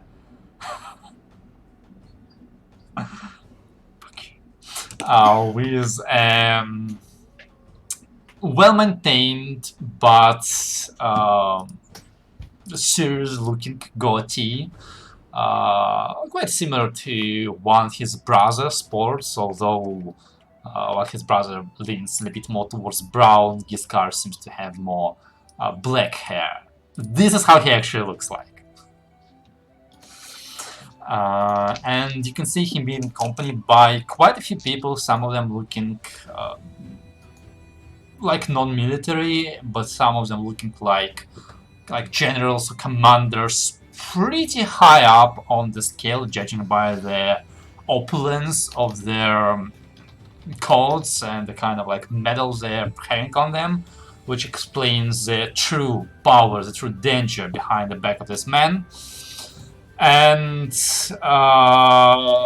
the literal definition of power, as you can see, impressive, towering, broad-shouldered man next to Giscard, who seemingly in disdain towards a straight military uniform is wearing this like white, like what's this called, like ruffled Collar? No, you know, like when the collar is like laced and like ruffled up, I think that's how it's called. Like this open collared, ruffled up white shirt that does nothing to hide his guns. And honestly, even the OG strongman Traeger and the newly joining the club Zardos, he looks like somebody that would be their match in a physical altercation, let's call it that way.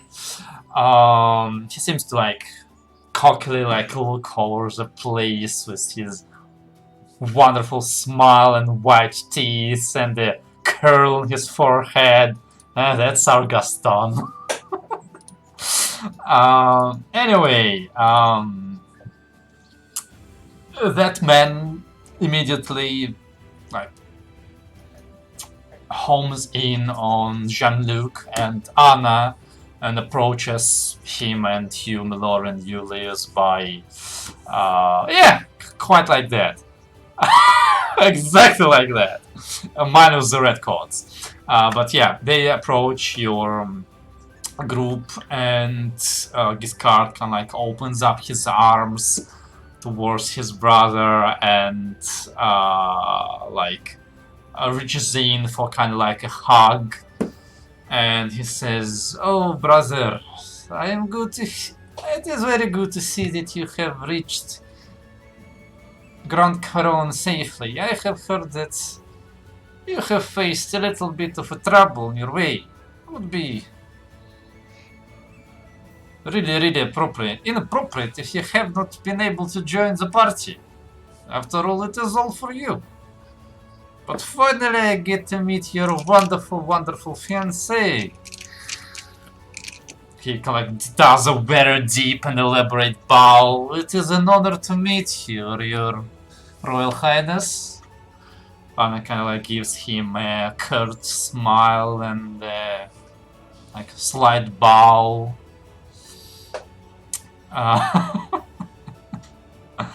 And Giscard like holds his brother by the elbow and he says, Come, let us greet our parents." And with this grin on his face, he kind of leads Anna and Giscard closer towards the thrones, where since Julius and Milor have to kind of stay behind, you don't really hear what they're talking about, but like from what you can hear, and especially what Milor can hear, it just seems that Anna is like more like Jean-Luc is introducing Anna, and Anna exchanges general pleasantries with the royal couple, and yeah, let's stop there. I really don't want to go deeper in that direction. But they are released shortly, and they go back down to you, and Giscard and his cronies kind of like go in their separate corner to mix with other military people and laugh loudly and boisterously as they like give like side looks in the direction of your party. So what is the Viscount doing in his guards? Are you mingling? Are you hugging the wall? Probably more likely there are probably plenty of drinks and snacks and so on to go around, right? Yes. Probably busy with that, mostly. Not particularly mingling or just sticking out by standing to the wall, but like moving about, getting a snack here or there, and commenting about the surroundings to his two guards, is what I say. Make a general charisma check. See how well you mingle in. And same for Zardos and Tranquil, just for the sake of it. We'll use luck. Right.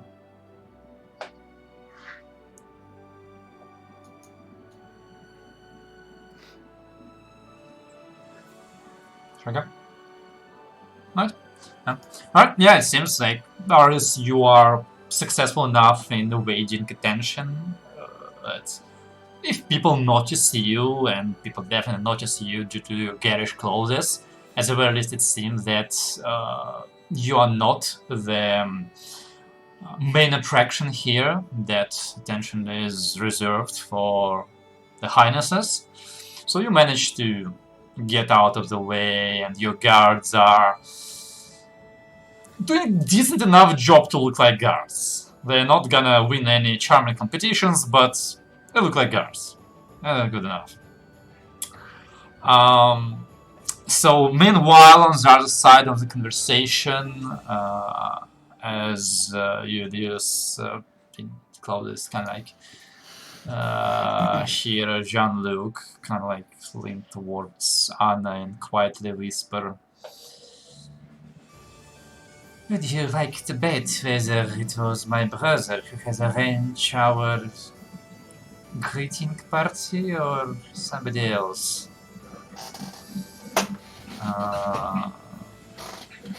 And Anna answers to him,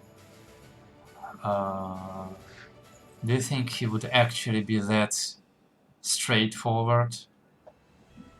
Jean-Luc kind of just like shrugged and says, "Honestly, at this point, I am not certain if there is anybody I can trust over here." But that's when you notice another individual you were told to look out for, as a man in garish red cloak that kind of covers him from shoulder to toe. It's adorned in like gold and flower motif. There is like laced half cape, white.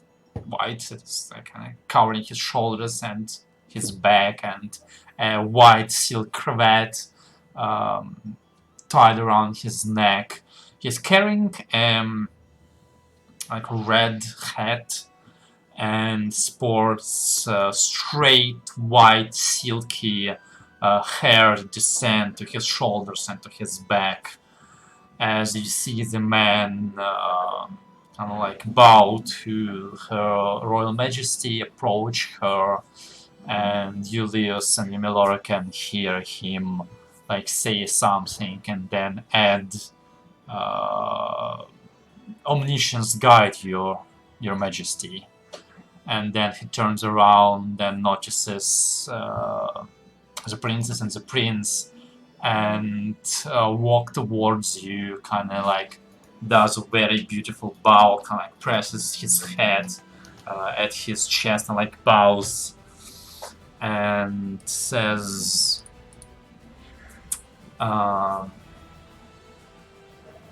"Good day to you, Your Highness, Your Highness. It is a pleasure to finally meet you. And congratulations, Your Highness, on your betrothal. For indeed, it is a bright day, and I can see the light of omniscience shine upon us and guide towards the future. May I still hope to persuade you to hold the ceremony in our temple?" Jean-Luc responds, Helene, but we have talked about this so much. I would wish to entertain you, but alas, the ceremony is to happen in Aldana and on the local customs. Still, if you wish to be a guest, you are always invited." And Galin kind of like wrings his hands like he's disappointed, and he says, "Your words scar my soul, but I am glad knowing that no matter where you are, no matter how you choose to carry out your marriage, I know that the omniscience looks upon you and guides you on your path. And on its behalf, I extend my blessings to you and wish all the best for you, the royal families, and the future of our two countries. For I am certain with you at its helm, will guide it into the beautiful and wonderful future as the omniscience deserves and wishes for us to have." Jean-Luc responds, I thank you for your beautiful words, and may indeed the omniscience guide us." Alvin does one more bow and separates from the group, moving more in the direction of the throne. Yeah. So, any business you want to have? Anything you want to do? Quick question on that short dial. I assume there was. Sorry, I heard correctly that was Galin Kotsinius, right? Yeah, it was Galin Katsinis. Okay. What was his attitude to? What was the feeling that I got from his attitude? That it's more that it seems somewhat sincere, or if it's just courtesy. Make an insight check.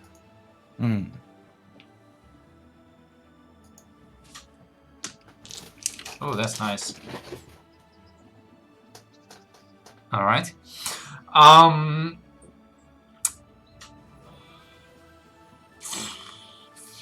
Both. He definitely paid very close attention to Anna and people standing behind her, but he was concentrating on appearing as friendly and amicable to the future king and queen, possibly. To at least he didn't feel any malice or "oh, I know who you are, I'm gonna kill you" in his voice.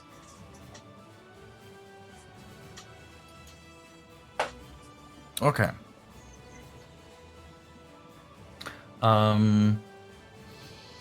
Yeah, I'm just gonna follow Anna's lead, and if she points us to sit anywhere, I'm just gonna do that and keep a low profile and try not to look at that tall dude. The what's his name? Gaston. Gaston?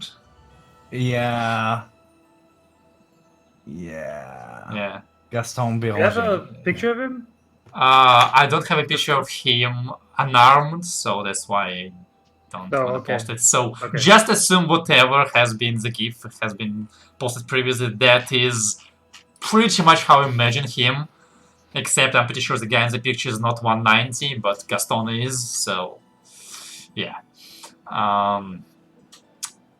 Yeah. Alright. Sure. Fine. Let me talk to myself some more then. Yeah, this is so much fun. I'm going through my material like water through a sieve. Okay, let's get some more cards on the table.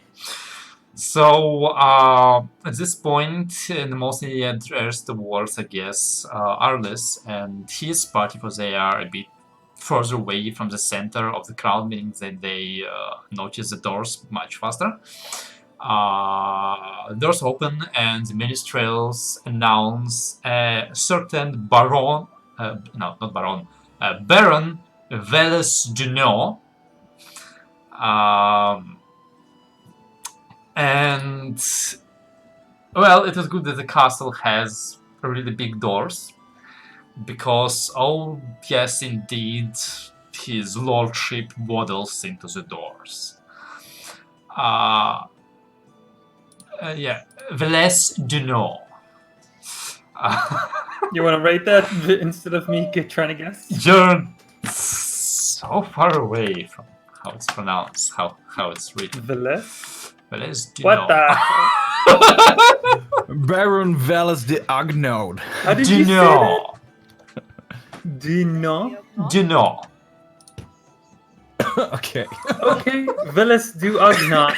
Look, he's a baron. His name pronounced whatever he wants it to be pronounced. And some people are being paid very good money to pronounce it how he wants it to be pronounced. Otherwise, they may not have the heads to receive those money. Alright. So he... your first opinion is if him and Cyrus would be in the same room, they would make very quick friends talking about food. Because this guy looks like what Cyrus might look like if he was human.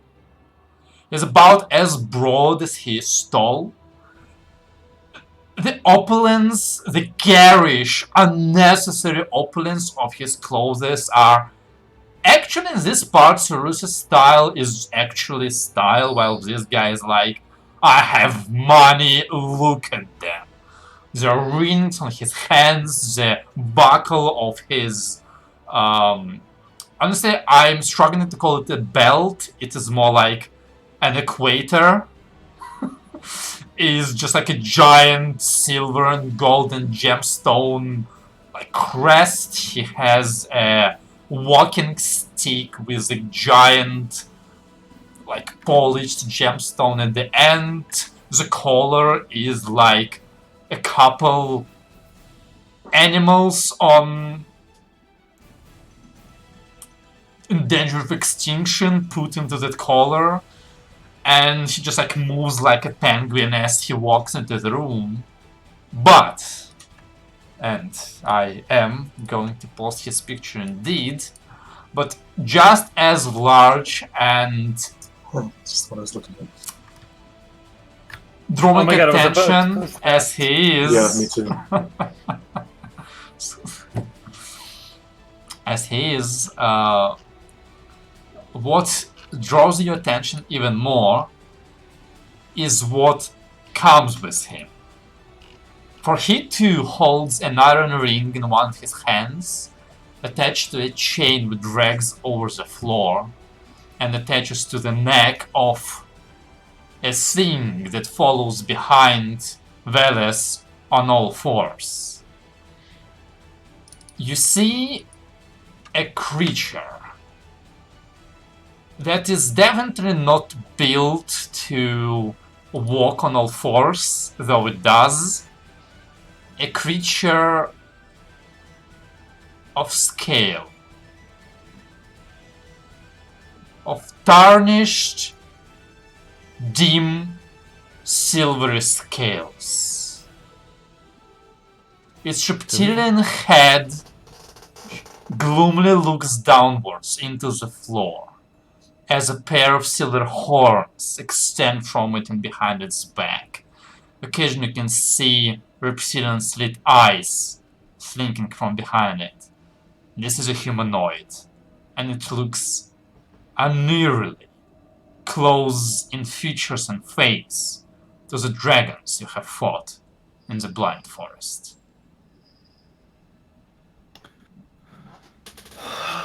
Okay. So let's add him to It the walks kill past. first list.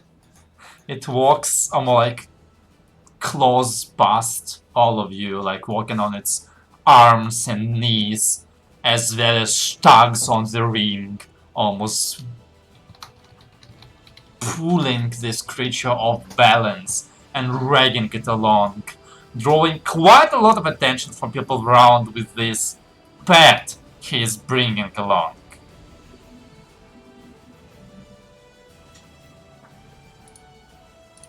As he grabs with another hand like a tray of snacks from a passing servant and starts engorging himself. By the light, what the hell is that?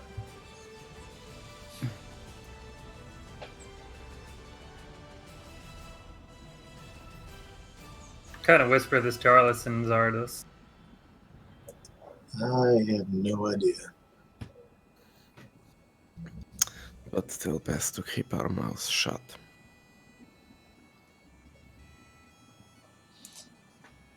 It's not the biggest thing I've seen, but it's kind of. Is it green? No, tarnished silver. Oh, you meant Okay. that thing. Okay, yeah. No, I don't know what that is.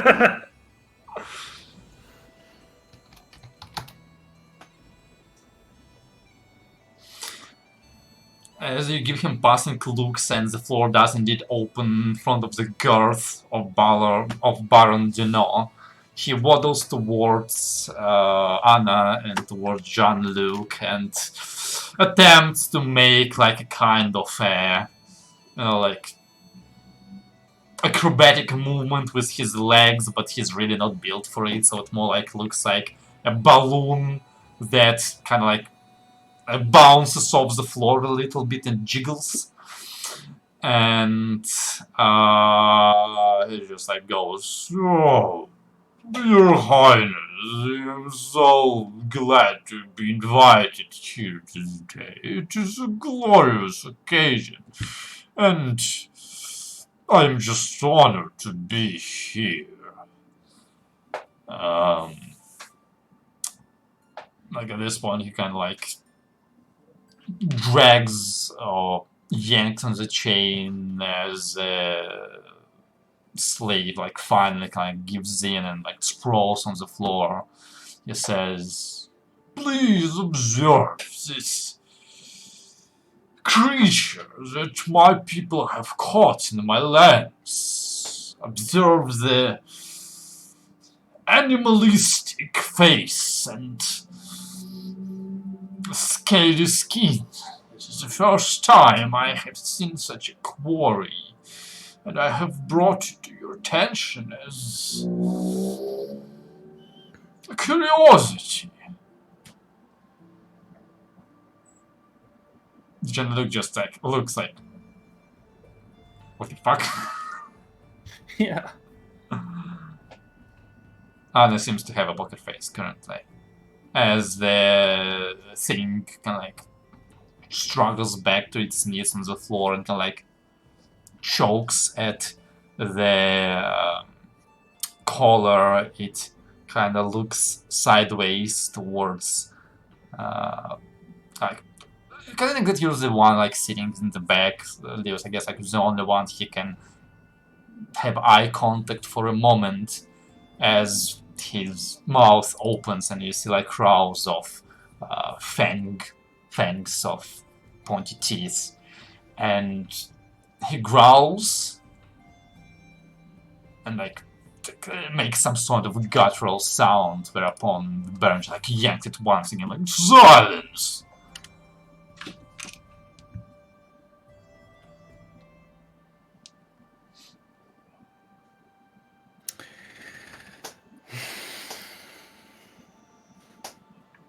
Would that be considered a weapon? I think that's considered a pet in this kingdom.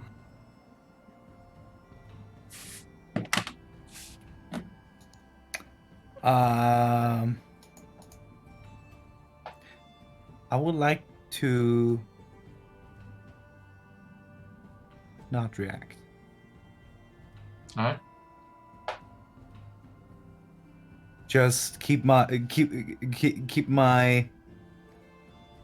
eyes somewhat downward, avoiding eye contact. Would I be? The attention is at the moment on that creature, right? Kind of like half here, half there. Okay. But like people around are definitely looking more at the things than at Veles. People have seen Veles, people have never seen that. Now, I have to check something. Sending is it telepathically, or do I have to speak out the words? Let's see. It does have verbal component, so you definitely have to say things. Okay. I'm not doing anything. Oh, right. Yeah. Right.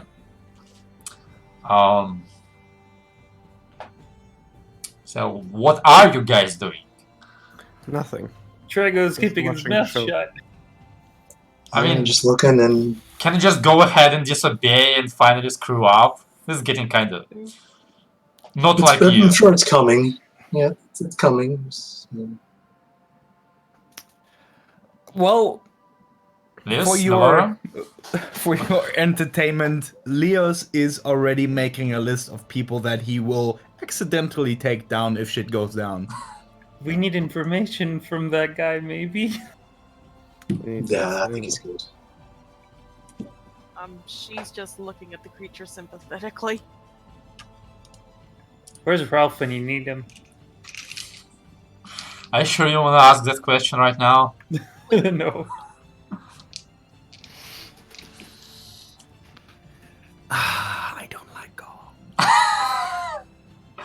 Fuck these slavers. Well, I hope you Not yet. appreciate Nebo a little bit more now. It would be funny if we'd bring the mother of dragons to this kingdom to free all the slaves.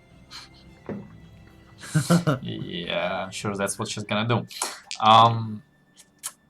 Alright. Well, the mingling seems to be happening in full. In full. A lot of it for you, Milora, and for Deus is pretty boring. It's rows and rows of nobles and nobles individuals that present themselves in front of your masters and express their congratulations and try to say something that might have their name remembered in the future in a very convenient situation. And like, you are used to this enough to like remember their names and faces if you want to, but none of them seem to be of enough power or danger to change anything aside from being a 4 hit point common in the background whenever the fighting breaks out. What? They don't even have some military training? Oh, these poor fucks. Well, that's what you are doing. Meanwhile, fine. Let's scrape the barrel.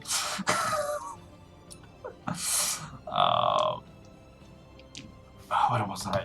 Jeez. Oh yeah.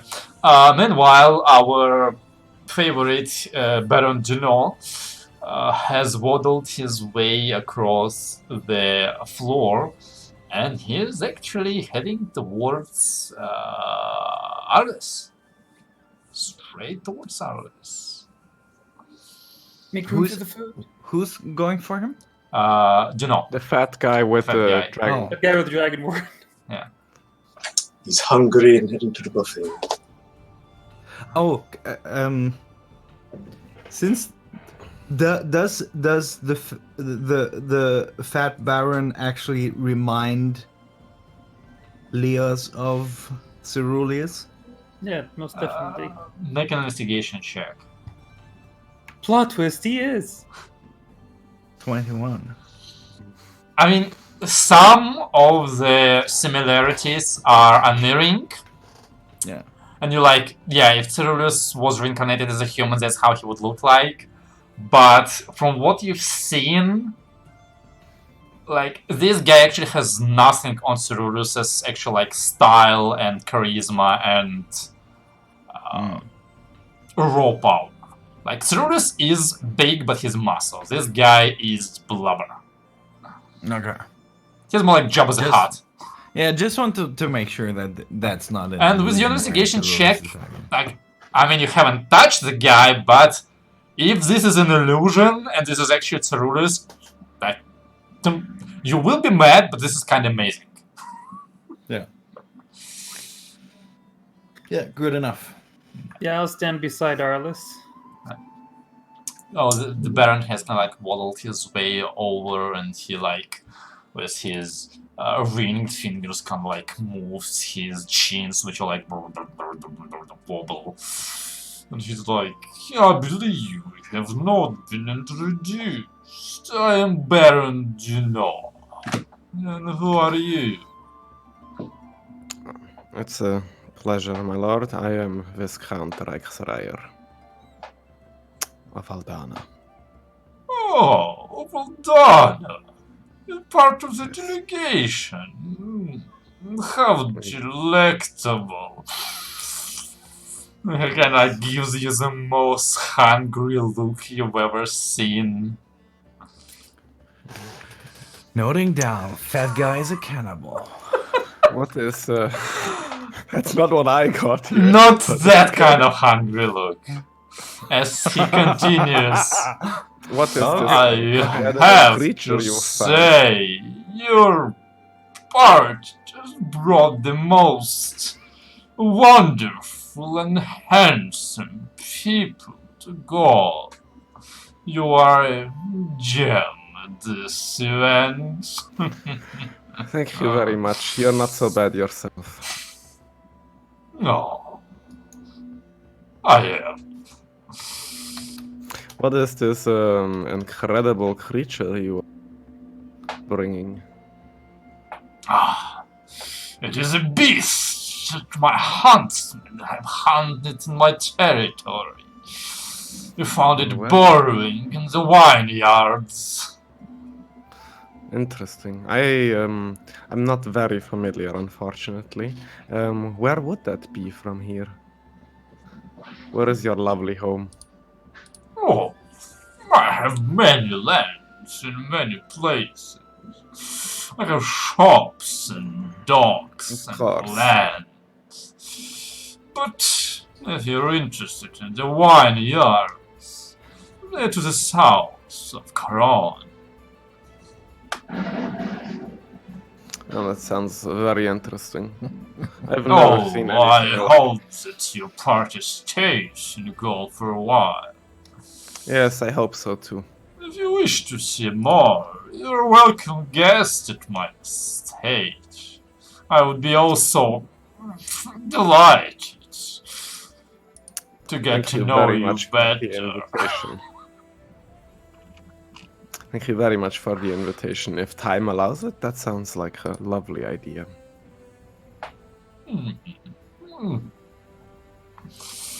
Well, we'll enjoy the events. And Yes. I shall see you later. What kind of sounds does it make? A lot of it is just like scraping of claws and. I'm asking him. Oh, okay, sorry. No problem. Oh, it is but a simple beast. It grunts and growls. I know that it must look strange and alluring to see such an animal being shaped so similar to us. Yes, But that is why trust I'm me, it is no more than a beast, and it knows its place. While they're talking, does it seem to have any kind of intelligence to it, or it seem like an actual animal? Make an investigation check, perception check, whichever you choose. Yeah. Oh no, wait, that's not you. Whichever you choose. Yeah, definitely take that perception, I think. I don't think his intelligence is much better. It is. It's little. That's plus Oh. 3. It doesn't matter either. It is rabid and it is dangerous, and as a guard, it is your duty to protect your master from this beast. Meanwhile, Baron continues, for if you do not intend to interact with me, I shall interact with you. He kind of gives a look towards you to guard, and he kind of like wobbles his chin a bit more and says, "But I see that you are a collector like me. You Of like sorts, yes. exotic things." That is very true, yes.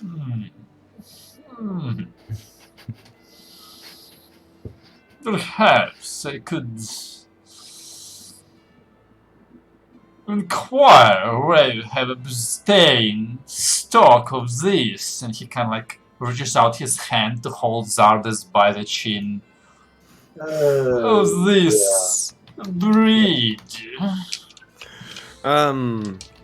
Well, that is Back the up. fortune. Yeah. That is the fortune of Aldana having borders with Nebo. Nebo is very weird in that sense, where a lot of creatures walk amongst people. And you can honestly find quite a lot of different people or creatures there. So I'd advise you to take a look into Nebo. Wonderful. Be careful. It's a sort of safe haven for creatures. Worry So- not. Money can solve a lot of problems. That is very true. Hmm. Well, I will be seeing you later. He gives you Definitely. a wink. It kind A of wink. sends ripples around his chins as he waddles away from you, just like having this big shit-eating grin, like he totally has you where he wants you to be. Yeah. Not yet. His bed is too far away. Okay, but close enough where you can have him now. Yeah. Why do you like tormenting us? Why is he always tormenting Zelim? It's always his character that gets in front of it. You're Oh no, Well, this was tormenting Trego. yourself. You This see, is Trego to Arliss. Baron Duno has very peculiar tastes. Some would call them unnatural. Or bad. Yeah. What did you say, Tal? Asked Trego? Yeah, the Trego leans in a bit to Arliss and like, why do you like tormenting us? What do you mean tormenting you? But you implied for him to go to Nebo and start catching people. I mean, we all know that's not gonna happen. Yeah, I can imagine how that'll work out for him. I think it'll be more fun to see him try or to I hear also- of him try. Also, I I'm also just going offer around. Zardis a handkerchief. You want to wipe that cheek? It's yeah, a little yeah, it's a little greasy. Yeah. Sorry about that, Sardos, but you know, playing along. Honestly, It it's happens. kind of fun to pretend to be this. At first, I'll look around before I say it loudly, and then I'll quietly whisper, "Disgusting," and that'll be that. Well, he definitely takes the cake for disgusting. Oh, he took Yeah. more than one cake. Exactly. Yeah. Yes, praise Well, me well, bakery. more. He took the whole bakery.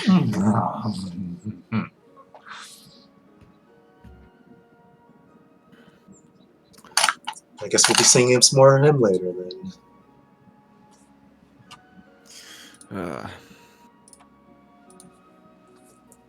I just watch him as he rolls off into the crowd. He's like an iceberg with people having to go around. It takes them about half an hour or so. But he doesn't melt away. Fortunately. I mean, he's not very welcome at plays because if he needs to stand up and move like past the scene, by the time he makes his way across, the play tends to end. Alright. Once again, anybody has anything they plan to do? I should have asked him to pet it. Damn it.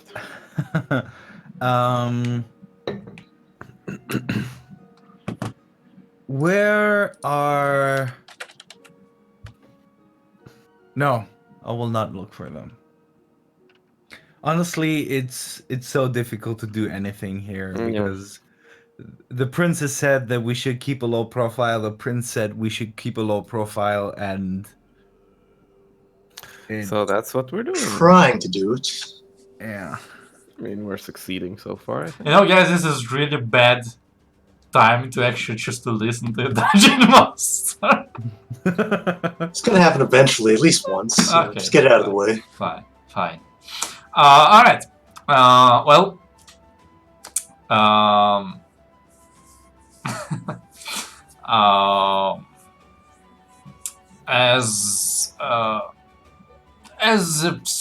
As a stream of newcomers to seem to go past Julius, you notice as the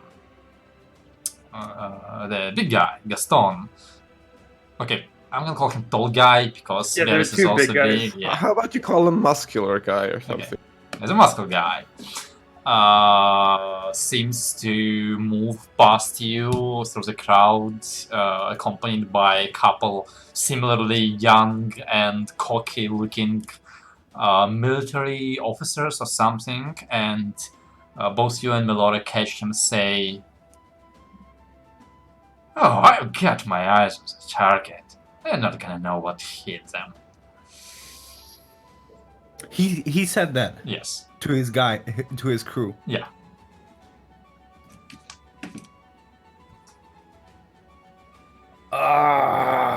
Okay. Did he look at someone when he said that? Make me a perception check. Fuck. You have a suspicion, but you cannot confirm it. Yeah. Okay. Was this something we both heard? Yes. Especially you. Yeah. He probably told me. Quite What do we likely. do? I whisper that to Arliss. I mean, Leos. Heartless. What do you whisper? You may have cut out before. Sorry. What do we do? We do absolutely nothing until any one of them starts throwing the weapons or whatever they intend to do. And we Okay. wait for things to unfold. Alrighty. I don't like it, but that's what the princes wanted us to do, and I think it's the right thing at the moment. Sounds like a plan. It's not. It's I know. literally not. But it's the best we can do at the moment. Sometimes doing nothing is the best option.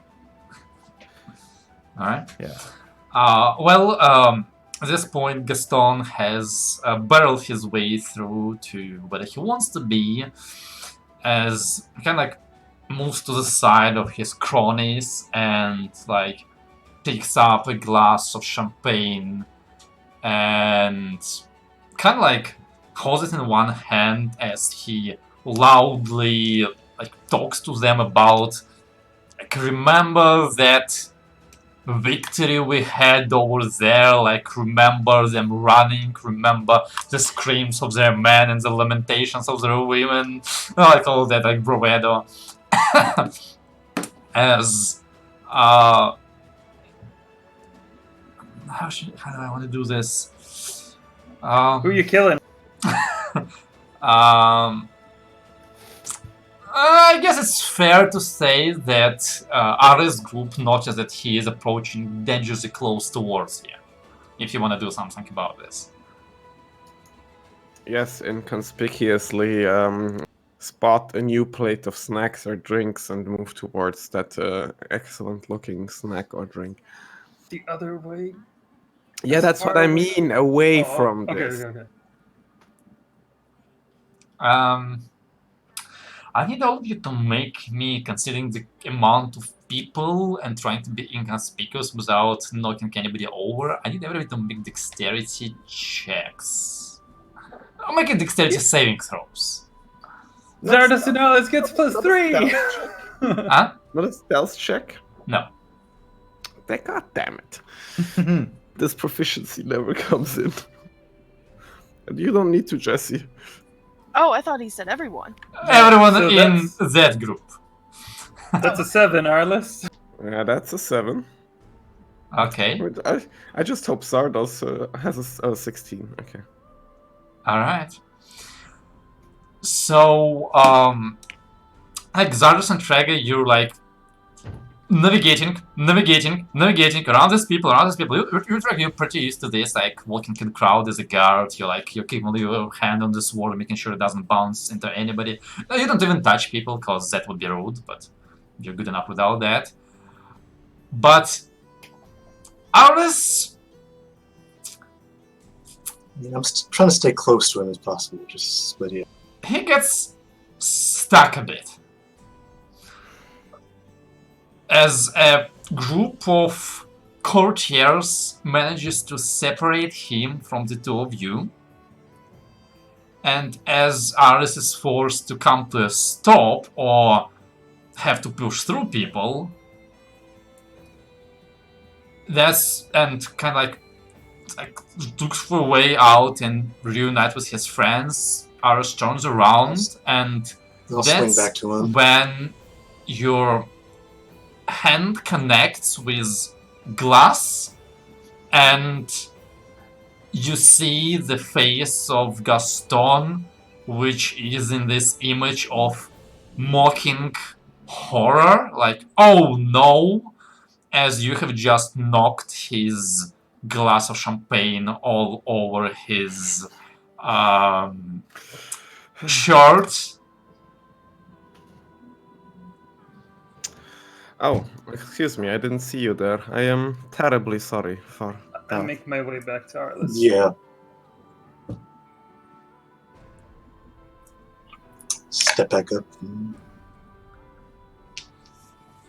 He's like, how dare you? Do you not watch where you walk? Are you not taught manners wherever you come from? I apologize for my mistake. If apology could solve this, kind of reaches into his belt and like takes out the gloves that he has in it, and he like use gloves to like kind of like pat his chest down. What did he take? Gloves, a pair of Gloves. white gloves. Like in the process, he kind of like almost like as trying to be as nonchalant as unintentional as possible. He kind of like tears his buttons open a little bit, and he throws his gloves towards you, but misses and hits Zardos directly in like his chest. As the gloves can like smack into him and fall to the ground. You seem to have dropped something, sir. Do not touch it. Yeah, I go. No, I I'm just- hold Zardos in the back. Just looking him straight in the eyes, I say, you seem to have dropped something, sir. Like I can get it. I can clean that up for you. Pick that up. No, I'm not. You're like, your servant seems to be awfully talkative in the background instead of being Yes, polite. Why don't you pick that up, you thing?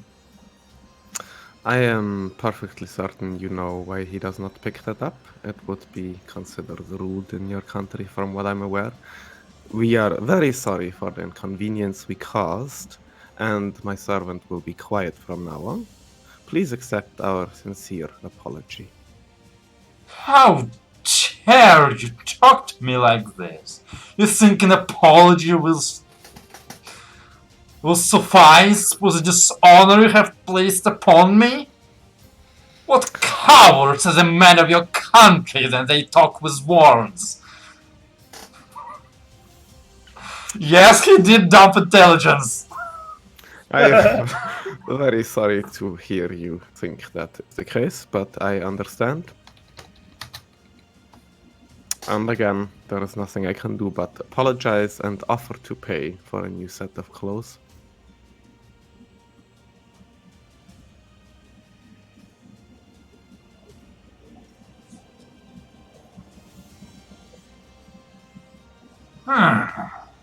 Yes, pay.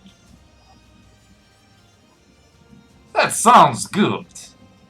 Yes. All the coin you want for a new set of clothes. Of course, within the usual standards. Well, let us see what you plan to offer. I don't. I'm asking you to send me a bill whenever you're done ordering something new.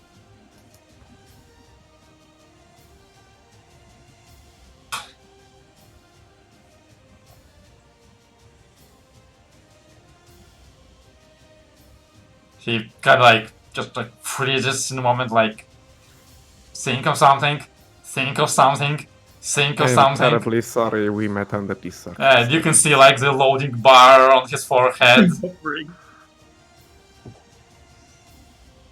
As he just like such a wuss, just like barrels past you, intentionally like knocking into Zardas. There's for the purpose of it, make me a strength saving throw, just like to see who. Yeah, I was gonna definitely not gonna let him just You do get it. a +3 on that. Not that it's gonna help. This guy is huge. He's pretty huge himself. Oh, 26. Yeah, but as a fighter, he has. Yeah. So Pushing back. like, Just judging by your size and your physique, like his intent was to like basically knock you over with his like he basically does the American football shoulder tackle. What happens is you remain standing where you stand, and he goes like and falls over. Oh, come on! Oh no, that's no! worse! Oh, why That's- do we lose on good faith? Why do I help you with your saving throws? Why do we lose? saying that's what happened to me when I tried to do that to my cousin who plays football. That's That one time where you shouldn't roll high, you roll incredibly high. that's what I do. Great character, great things, bad rolls. And Oh, he kind of, I'm for a so moment, he just sorry. like sits on his butt, like legs spread, and then his face like starts going red, and he goes and stands up and starts pointing his fingers at Zardas and just like trying to like he's like, your sin has dared to assault me. Such dishonor will not be tolerated. I demand that this be paid for in blood. I am sorry to say that will not be the case. You walked into my servant and he is terribly sorry for what he has done. Oh no, you dare to spread the lies! We all have seen the assault your slave has performed. Is it not so? He turns towards his cronies and they're like, no, yeah, that is honorable. That is shame upon him, shame upon his cow, shame upon his family. That is certainly very true. But on the other hand, we have customs in Aldana too. When a servant behaves inappropriately, it is the job of the master to be sure that he is punished appropriately. And therefore, it is my stand and my right to take care of the servant in the manner I see fit, which will be whiplashings by the other servant at a later date. Then will you stand against me, you wuss? Who's he talking to? You are in Gaul, and here we have a definition of honor, one that you seem to lack. That is very true. I do seem to lack that definition of honor. I am very sorry for that. It is an unfortunate circumstance of coming from a different culture, where we have different standards which are obviously inferior in this case, since we are in your kingdom. Like, once again, he seems to like, I cannot process this. Why is this not working? Why is this guy not angry?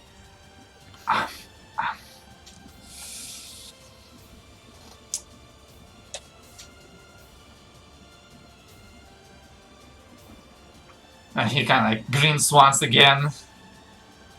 Fine.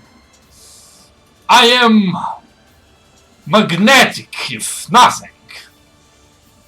That is very true. I will forgive you, but I demand, if you wish for me to not pursue this dishonor further, for your slave to be punished immediately, and to be present and observe that it is carried out in due manner. After all, you are in Gaul, and you must follow the customs that we have. I would love to agree with your proposition. I think, however, that I care not what you think! Stand very against me on my rules! um, Or I will whip your sorry, slave myself! but can I please speak first? No, you may not!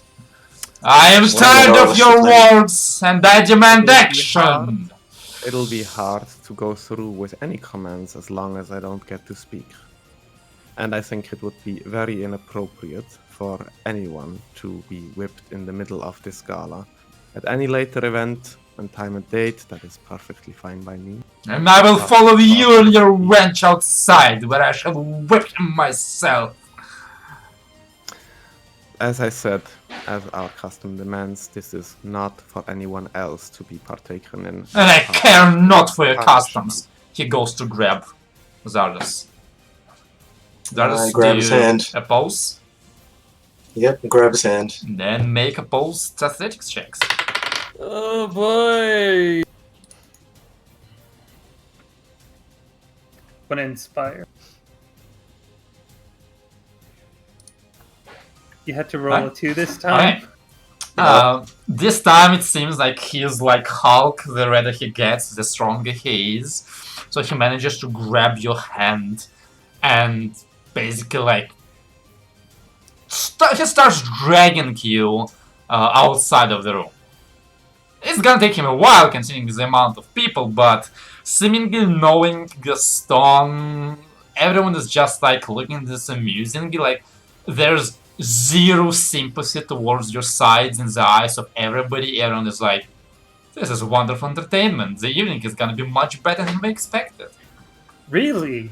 I am going to subtle cast telekinesis here, and I will try to trip his ass by ripping at his legs. Go for it. For him to embarrass himself It's some more. strength what? Strength what? He just gets a strength check. Check. Yeah, that was asking Just, check or that's a save. lot. No save, just check. I get Ooh. Tides of Chaos. Okay, 26. Good luck to him. Alright. Well, yep.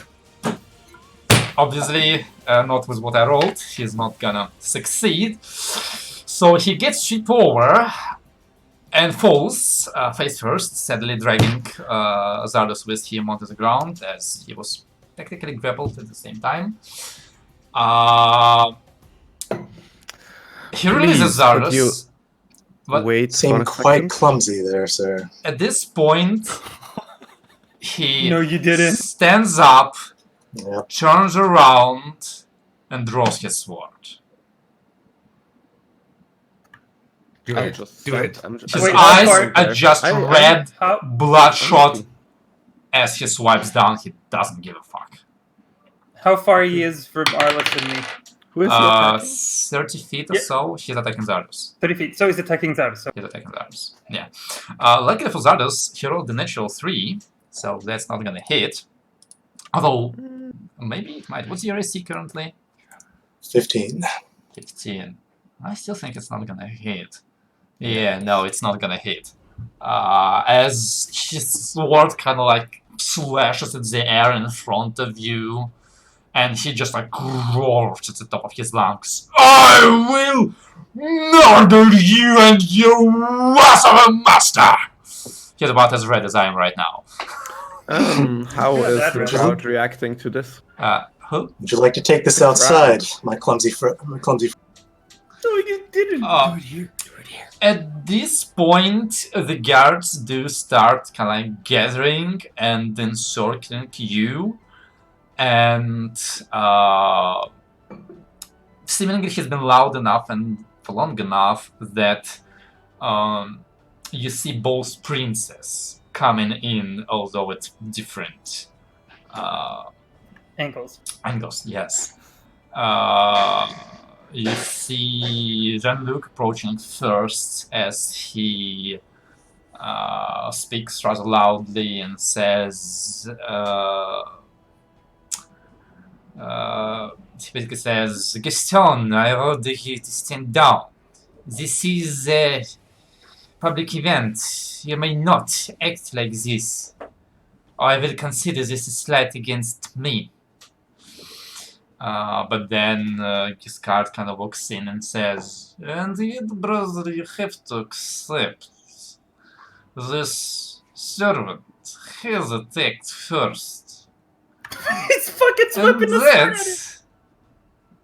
that goes quite against the way we do things in Go. I hope you would not dare to say that we would prefer the laws of those other the ones we have. If it was anybody else, fine. But he has assaulted a noble, and he must pay for it. Jean-Luc kind of speaks up. We both know that that was not quite what has happened. And your man is creating a accident that must not be created. You are disrespecting me, you are disrespecting our brands, and you are disrespecting the whole of Aldana doing this. Well, I did not start it, but I think we should be the one to stop it. What say you? No punishments, no lashings, just let Gaston have his due.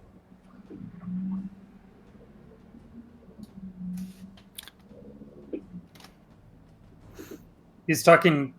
They're Talking to to the the brother. brother. Yeah, they're talking to each other, and like the guards are kind of restraining Gaston, who kind of like the words have finally got into his ears that okay, something is happening, and you maybe stop raging, baby raging. Honestly, like it is ridiculous how not on your side most of the people around seem to be. As far as you can tell, they either don't care who started it or think that you're at fault, but you quite easily hear whispers of people urging and edging on for the fight to happen.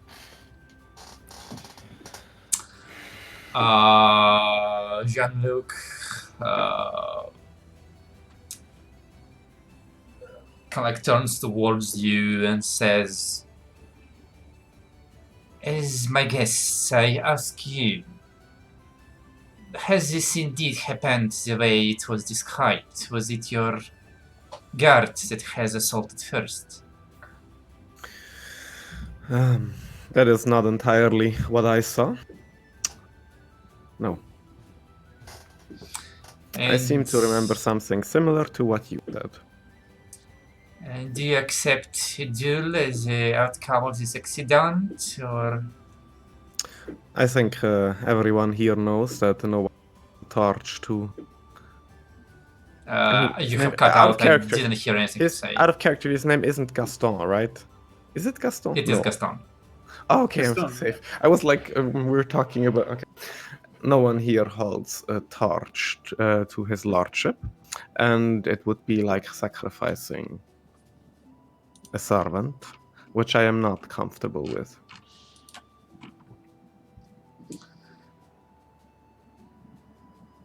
Jean-Luc turns back towards Giscard. Then I am sorry, my brother, but I am afraid that this matter must be delayed until proper investigation has been taken out as to who exactly has performed the dishonorable move. So please remove your friend from the fray so that we may continue with what we came here to do. Gaston kind of like looks at Giscard like, really? You will allow him to do that? Giscard goes,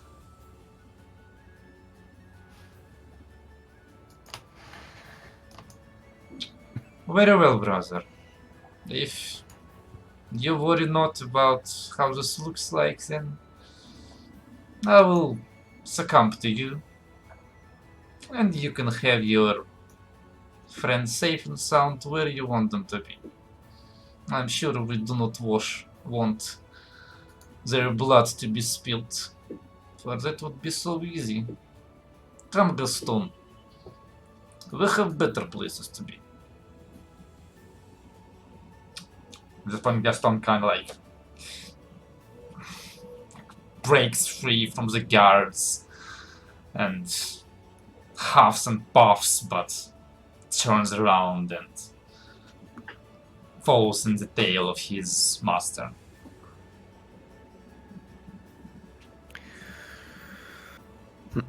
I'll go over to where Zardos is probably, or wherever Zardos is, and Trigo is, and I'll tell him, next time you get a shoulder, how about you just cry on the floor and make a scene of it? Thought crossed my mind, but like, maybe. Couldn't quite bring myself to do it in the moment.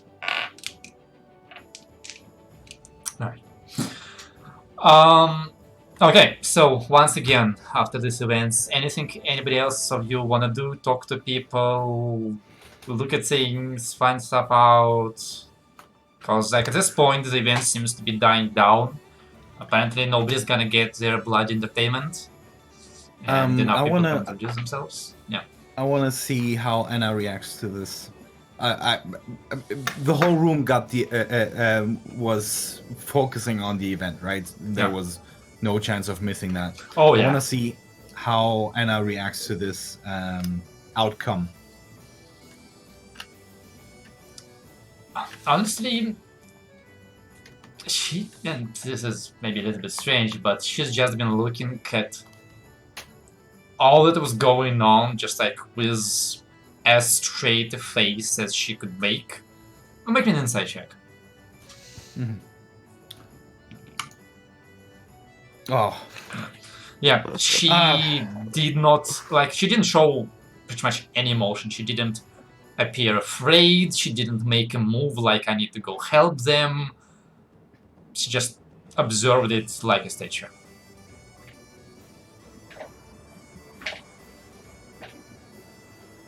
yeah. Okay. I will not say anything to her because anything that I say, she will already know. Right? I mean, to be fair, like, you and Belora are not necessarily tied to her. It's not like you have to, like, 100% sit behind them. So, yeah, once again, if you people want to find somebody or talk to somebody, then this is your last chance to do so, because the event is kind of winding down and it's going to close up in a moment. Last calls. Alright? 1 sec.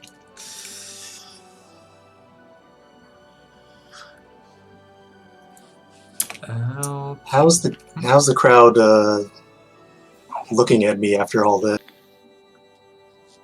Honestly, nobody's looking at you anymore. It's like, nah, it's not an risk anymore.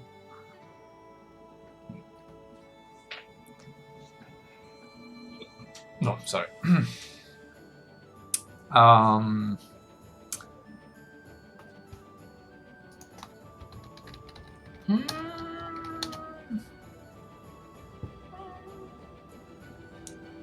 Yeah.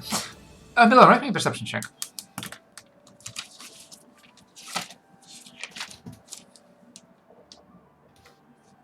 Let's see, impressive. 20. 1 sec. Okay.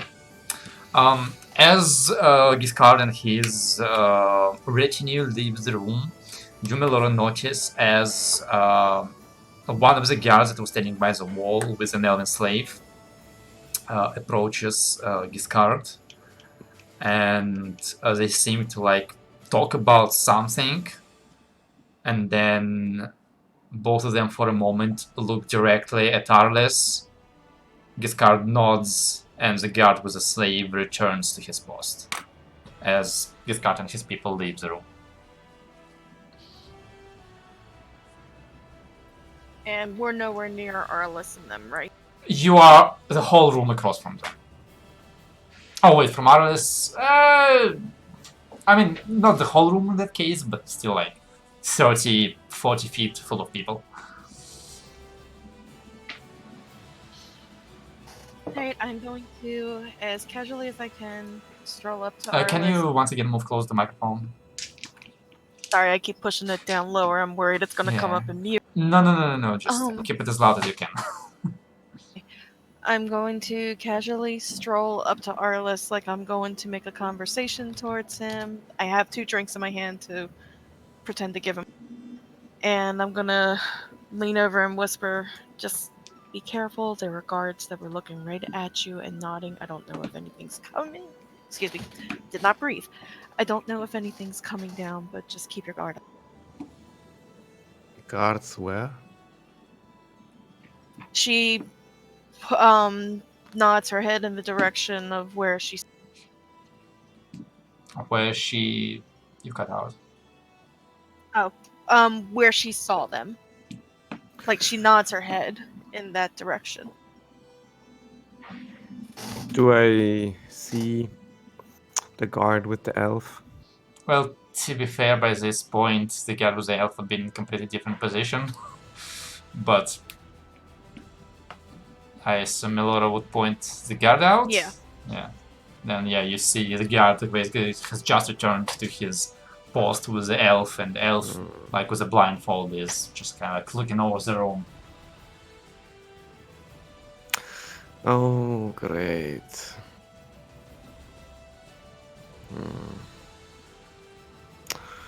1 and 1 equals 2.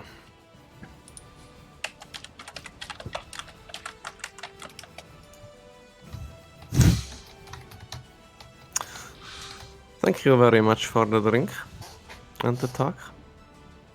You are quite welcome. And she bows her and begins to head back.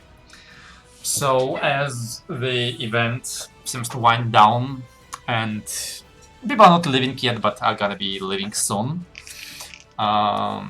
Jean-Luc and Anna approach kind of like the thrones once again, and Jean-Luc kind of like speaks up and says, I would like once again to thank all of you for coming here on this wonderful day to congratulate Moir and my fiancée in the endeavor that we are to attempt shortly. This is a miraculous day where the war between Aldana and Gold will finally come to an end, and the treaty will be signed, making us allies and friends. I hope that everyone present will continue to support us like they have supported us all this time. And together, I am certain that we could make our kingdoms even more prosperous than they already are. And Anna like steps forward a little bit, and one sec. Can she? Nope. And she also is gonna talk a little bit. No. And like as the people quiet down, she speaks up. Many of us that stand here remember our history only as one of war and doubts. As fellow people, we're divided by borders and barriers within our hearts. Yet I believe that such barriers are there to be broken, for by breaking them we can build a stronger and more prosperous world than the one before it. Both me and His Highness stand here as proof that such thing is possible. There is glory in wars, there is spoils in conquest, but as history dictates, one cannot remain in war for eternity. Our kingdoms can stand side by side as neighbors, not as enemies, and we can earn glory and spoil through the knowledge and culture that we trade. For there is glory in learning, and there are spoils in trade. I ask you to never forget that Aldana is an old country. We have faced many difficulties both on our own and with our allies. We have the strength to survive many challenges, be it by the dragon's breath or by a man's blade. And thus here I ask you to take my open hand, so that it doesn't have to hold the sword.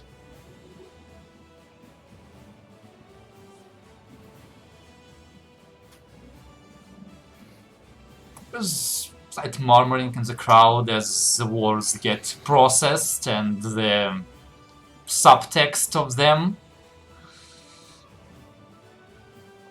But still talking a moment about things at this point, the crowd finally starts to disperse and dissipate. I guess like the last thing that might happen of interest before everybody leaves is Baron Dino is gonna swing past Aris once again and say, thinking about it, I could not help but notice that you were quite interested in my pet. I have to say I grow bored of his company. Perhaps I could interest you in ways to get it off my hands. What ways would that be?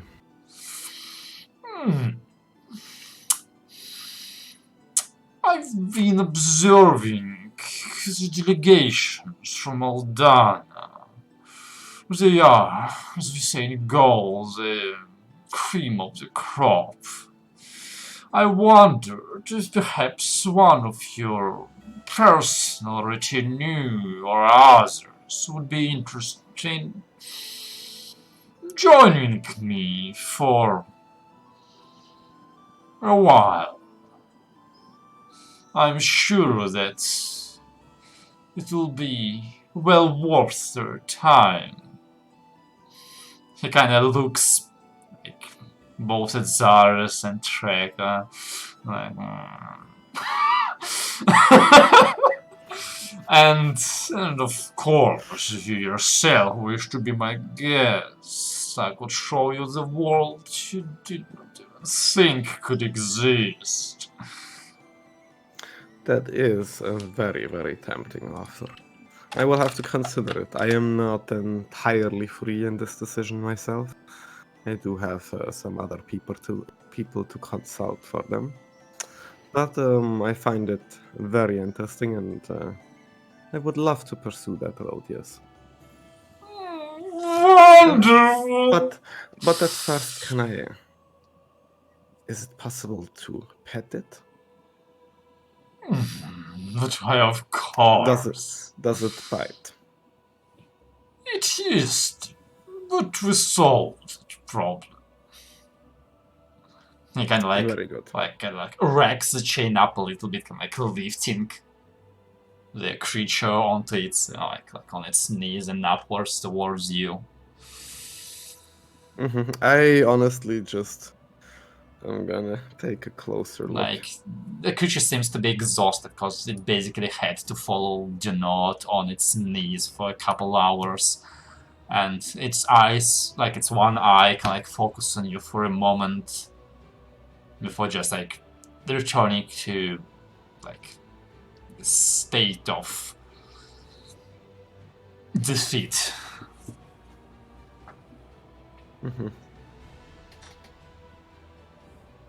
I will just like start, taking a step or two around it, muttering how marvelous. Okay. And as I'm sort of muttering to myself, I would like to sneak in primordial understand in there. Just like I'm like talking to myself.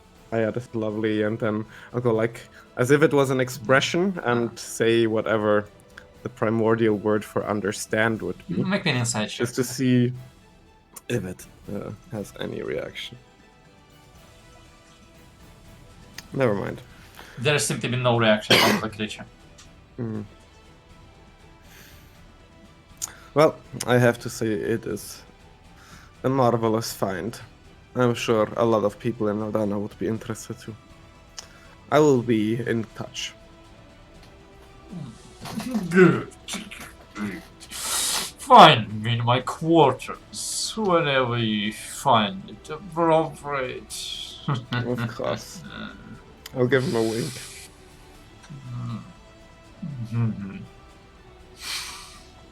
He happily waddles away. What exactly did he offer? I think he offered for us to get whoever or whatever that is in exchange for, well, one of you guys or me to spend some time with him. He does seem very interested in you. I don't think there's really any choice for anyone else. He did mention both of you, so... I didn't hear that part. Are you saying you would like to go there? Yeah, I'm good. I'm spoken for. Yeah, me too. Yeah. You're more than me. Yeah, you have like 20. Just a, little side action. I'm kidding. But let's talk about this later. Alright. So at this point, the event does completely wind down, and it seems that like all of Aldana retinue slowly returns to their quarters. So yeah, you're free to get out of your current clothes. You're free to go rinse your mouths. And discuss what the heck has happened. And I believe you, Lucas, are gonna be leaving us momentarily. So let's have a little bit of that conversation, and I don't think we'll be around for much longer, but I'd like to know what you have in plans. Can't we let you know during the week? Because I'd rather not have to without Leos.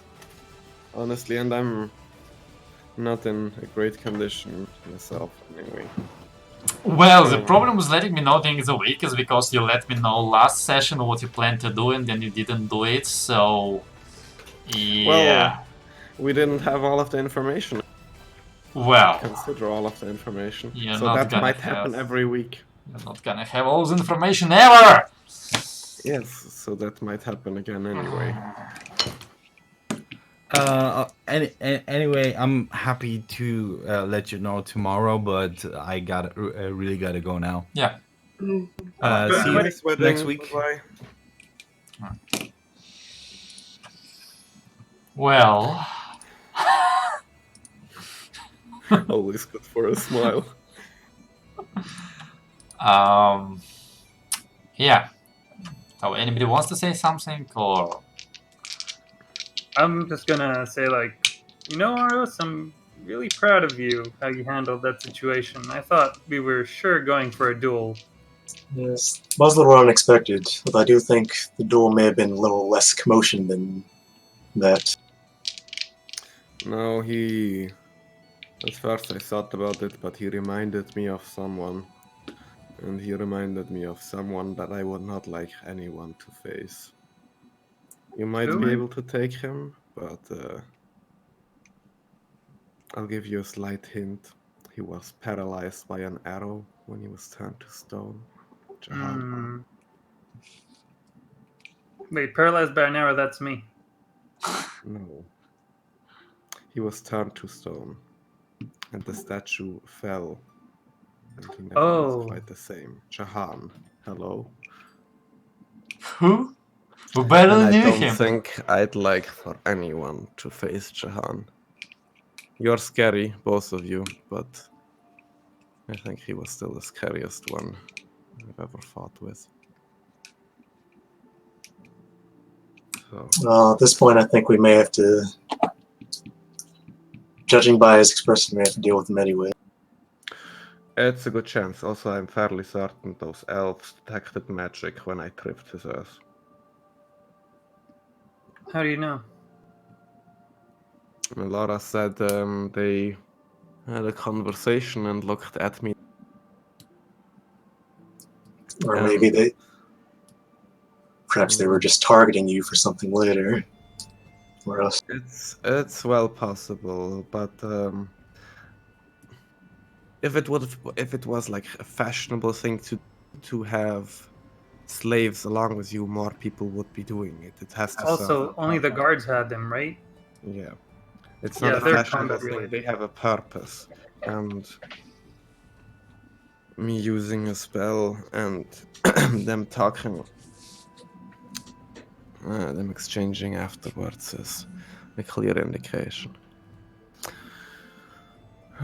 Also, I really think we should look into that creature, because judging by the color of it, it might be from the plane where the metallics went to. It might have somehow gotten through here. There might be an option to contact the metallics I was thinking the through same that. thing.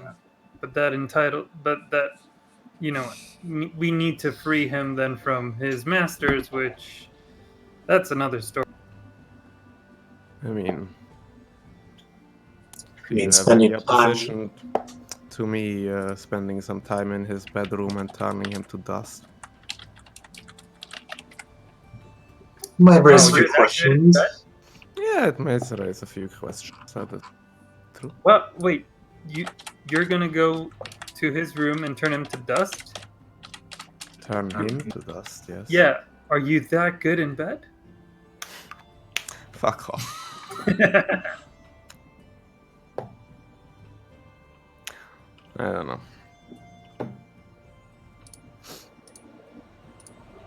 It's also possible to fake an escape of that creature, but That creature's not easy to hide.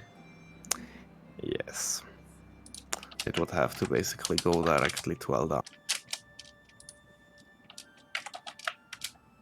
Another premise for a war?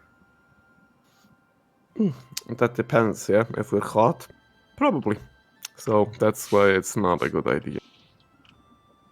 But it's also important. Well, we are going to Nebo. You know, we To can make talk- Anna let her great decisions again. Then we'll see what she wants. Okay. Well, tomorrow we're going to Nebo. I'm not so certain, Why not? because if they are collecting evidence, they'll find plenty of evidence that Zardos was the one who pushed him over, and maybe we'll have a duel on our hands tomorrow. And us not being here would be... Well, technically, he fell on his own. Of course, I'm not saying it's the truth. It's very far from it. I'm just saying... And they'll come up with whatever they want. Sorry. Yes, exactly. The crowd didn't exactly seem favorable. The longer I'm here, the more I dislike this place. Yeah, it's like Nebo in that way. I don't know.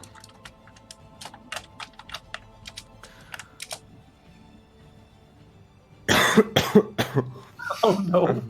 Oh my god! I'm pretty sure I would nominate his ass first. Maybe that's what he's Phrasing? after. It's intentional phrasing. Intentional phrasing. Yeah. I don't Anything know. I interesting think that happened on your side, dear? No, not really. Oh, no. Yes, it was. The player cannot remember. Can I do a memory check if Malora remembers? Because the player does. Remembers what? Because I don't remember either. What Leos and Melora overheard those guys saying, like something like they got in position, or it doesn't matter, they're still gonna do it. Something No, like he that. said I got the target. Where I have my target, and then went for Zardos and Arlis and it wasn't him though. I think It was him. Crony. it was him. Yeah, that's why he went towards us and tried to duel with us. I thought it was cronies. Okay.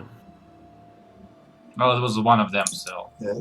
He was talking to his cronies. So that whole thing was premeditated then. Mm-hmm. Well, we knew that was coming. Yes. And we skirted around the duel for today. Maybe it'll come tomorrow. But if it's less public, it's much better. Doesn't get more public than what happened today. That's what I'm saying. Duel there would have been really shitty. A duel in a less public setting, we are lucky, much better. So I have no idea how these things work.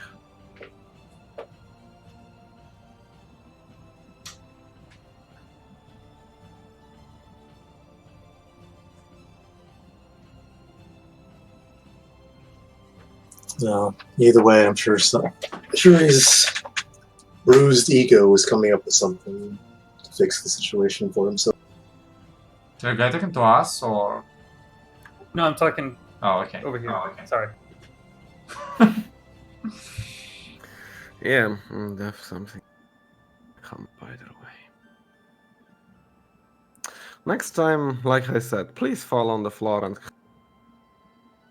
just, swallow your pride. It's real easy.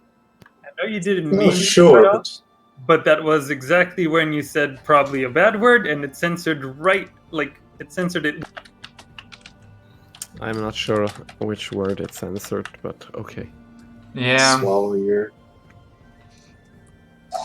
Yeah, I think regardless of what I did in that situation, it still would have continued to escalate. We were almost there. If you had dropped to the floor there, I think he would have been satisfied with us being dishonored. Or whatever he thinks it was. I think it still would have come back to us eventually. Probably, but now it's definitely coming back.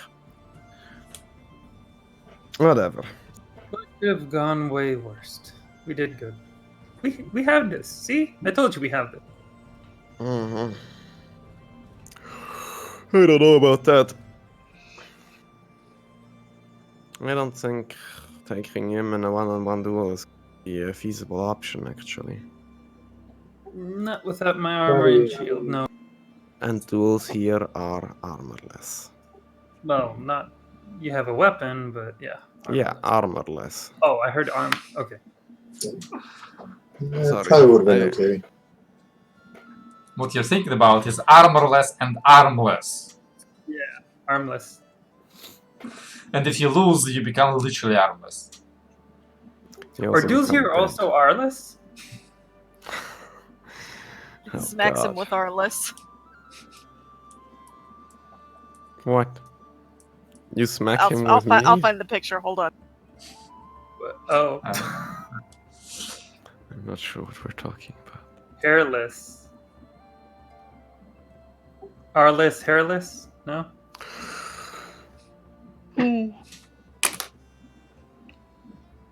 I thought he said duel with Arliss, so I thought he meant he was going to wield Arliss, so this is where my mind immediately... Oh, I heard hairless. That's when I edited Arliss without the... Yeah. I mean, if Zardas wishes to wield Arliss into battle, I'm sure it will be allowed. Oh, he doesn't need another sword that talks. I am not a sword. He's not a sword, he's an improvised weapon. Well, improvised weapon that talks. Does have some great magical effects. But That's actually the best way to find a sentient weapon. Like, hire a halfling or a gnome.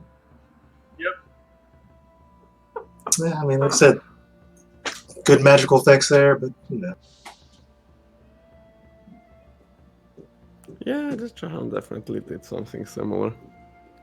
But I think it was like a null corpse into another null or something. I don't remember. No. He hit a lot of things with other things, but most of them were excess. Yeah. Alright. Well, it doesn't seem like you're planning to plan anything, to have any kind of plans. We don't have plans. We are reactionary because You we are reactionary. told not do shit and just sit back and try to get as little attention as Okay. We learned long ago that every time we have plans, they go astray. So Okay, the best okay. way is just not having them. Alright, in that case, Anna comes in and says, okay, guys, don't react to anything, let Oko complete his plan.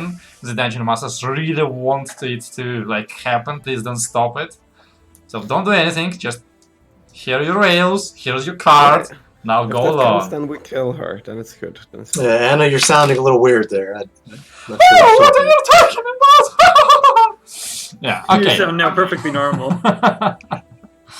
Well, I guess in that case, that's all, folks, for this week, and we should play you next week. here as for next week, minus Traeger, who's gonna miss all of the fun.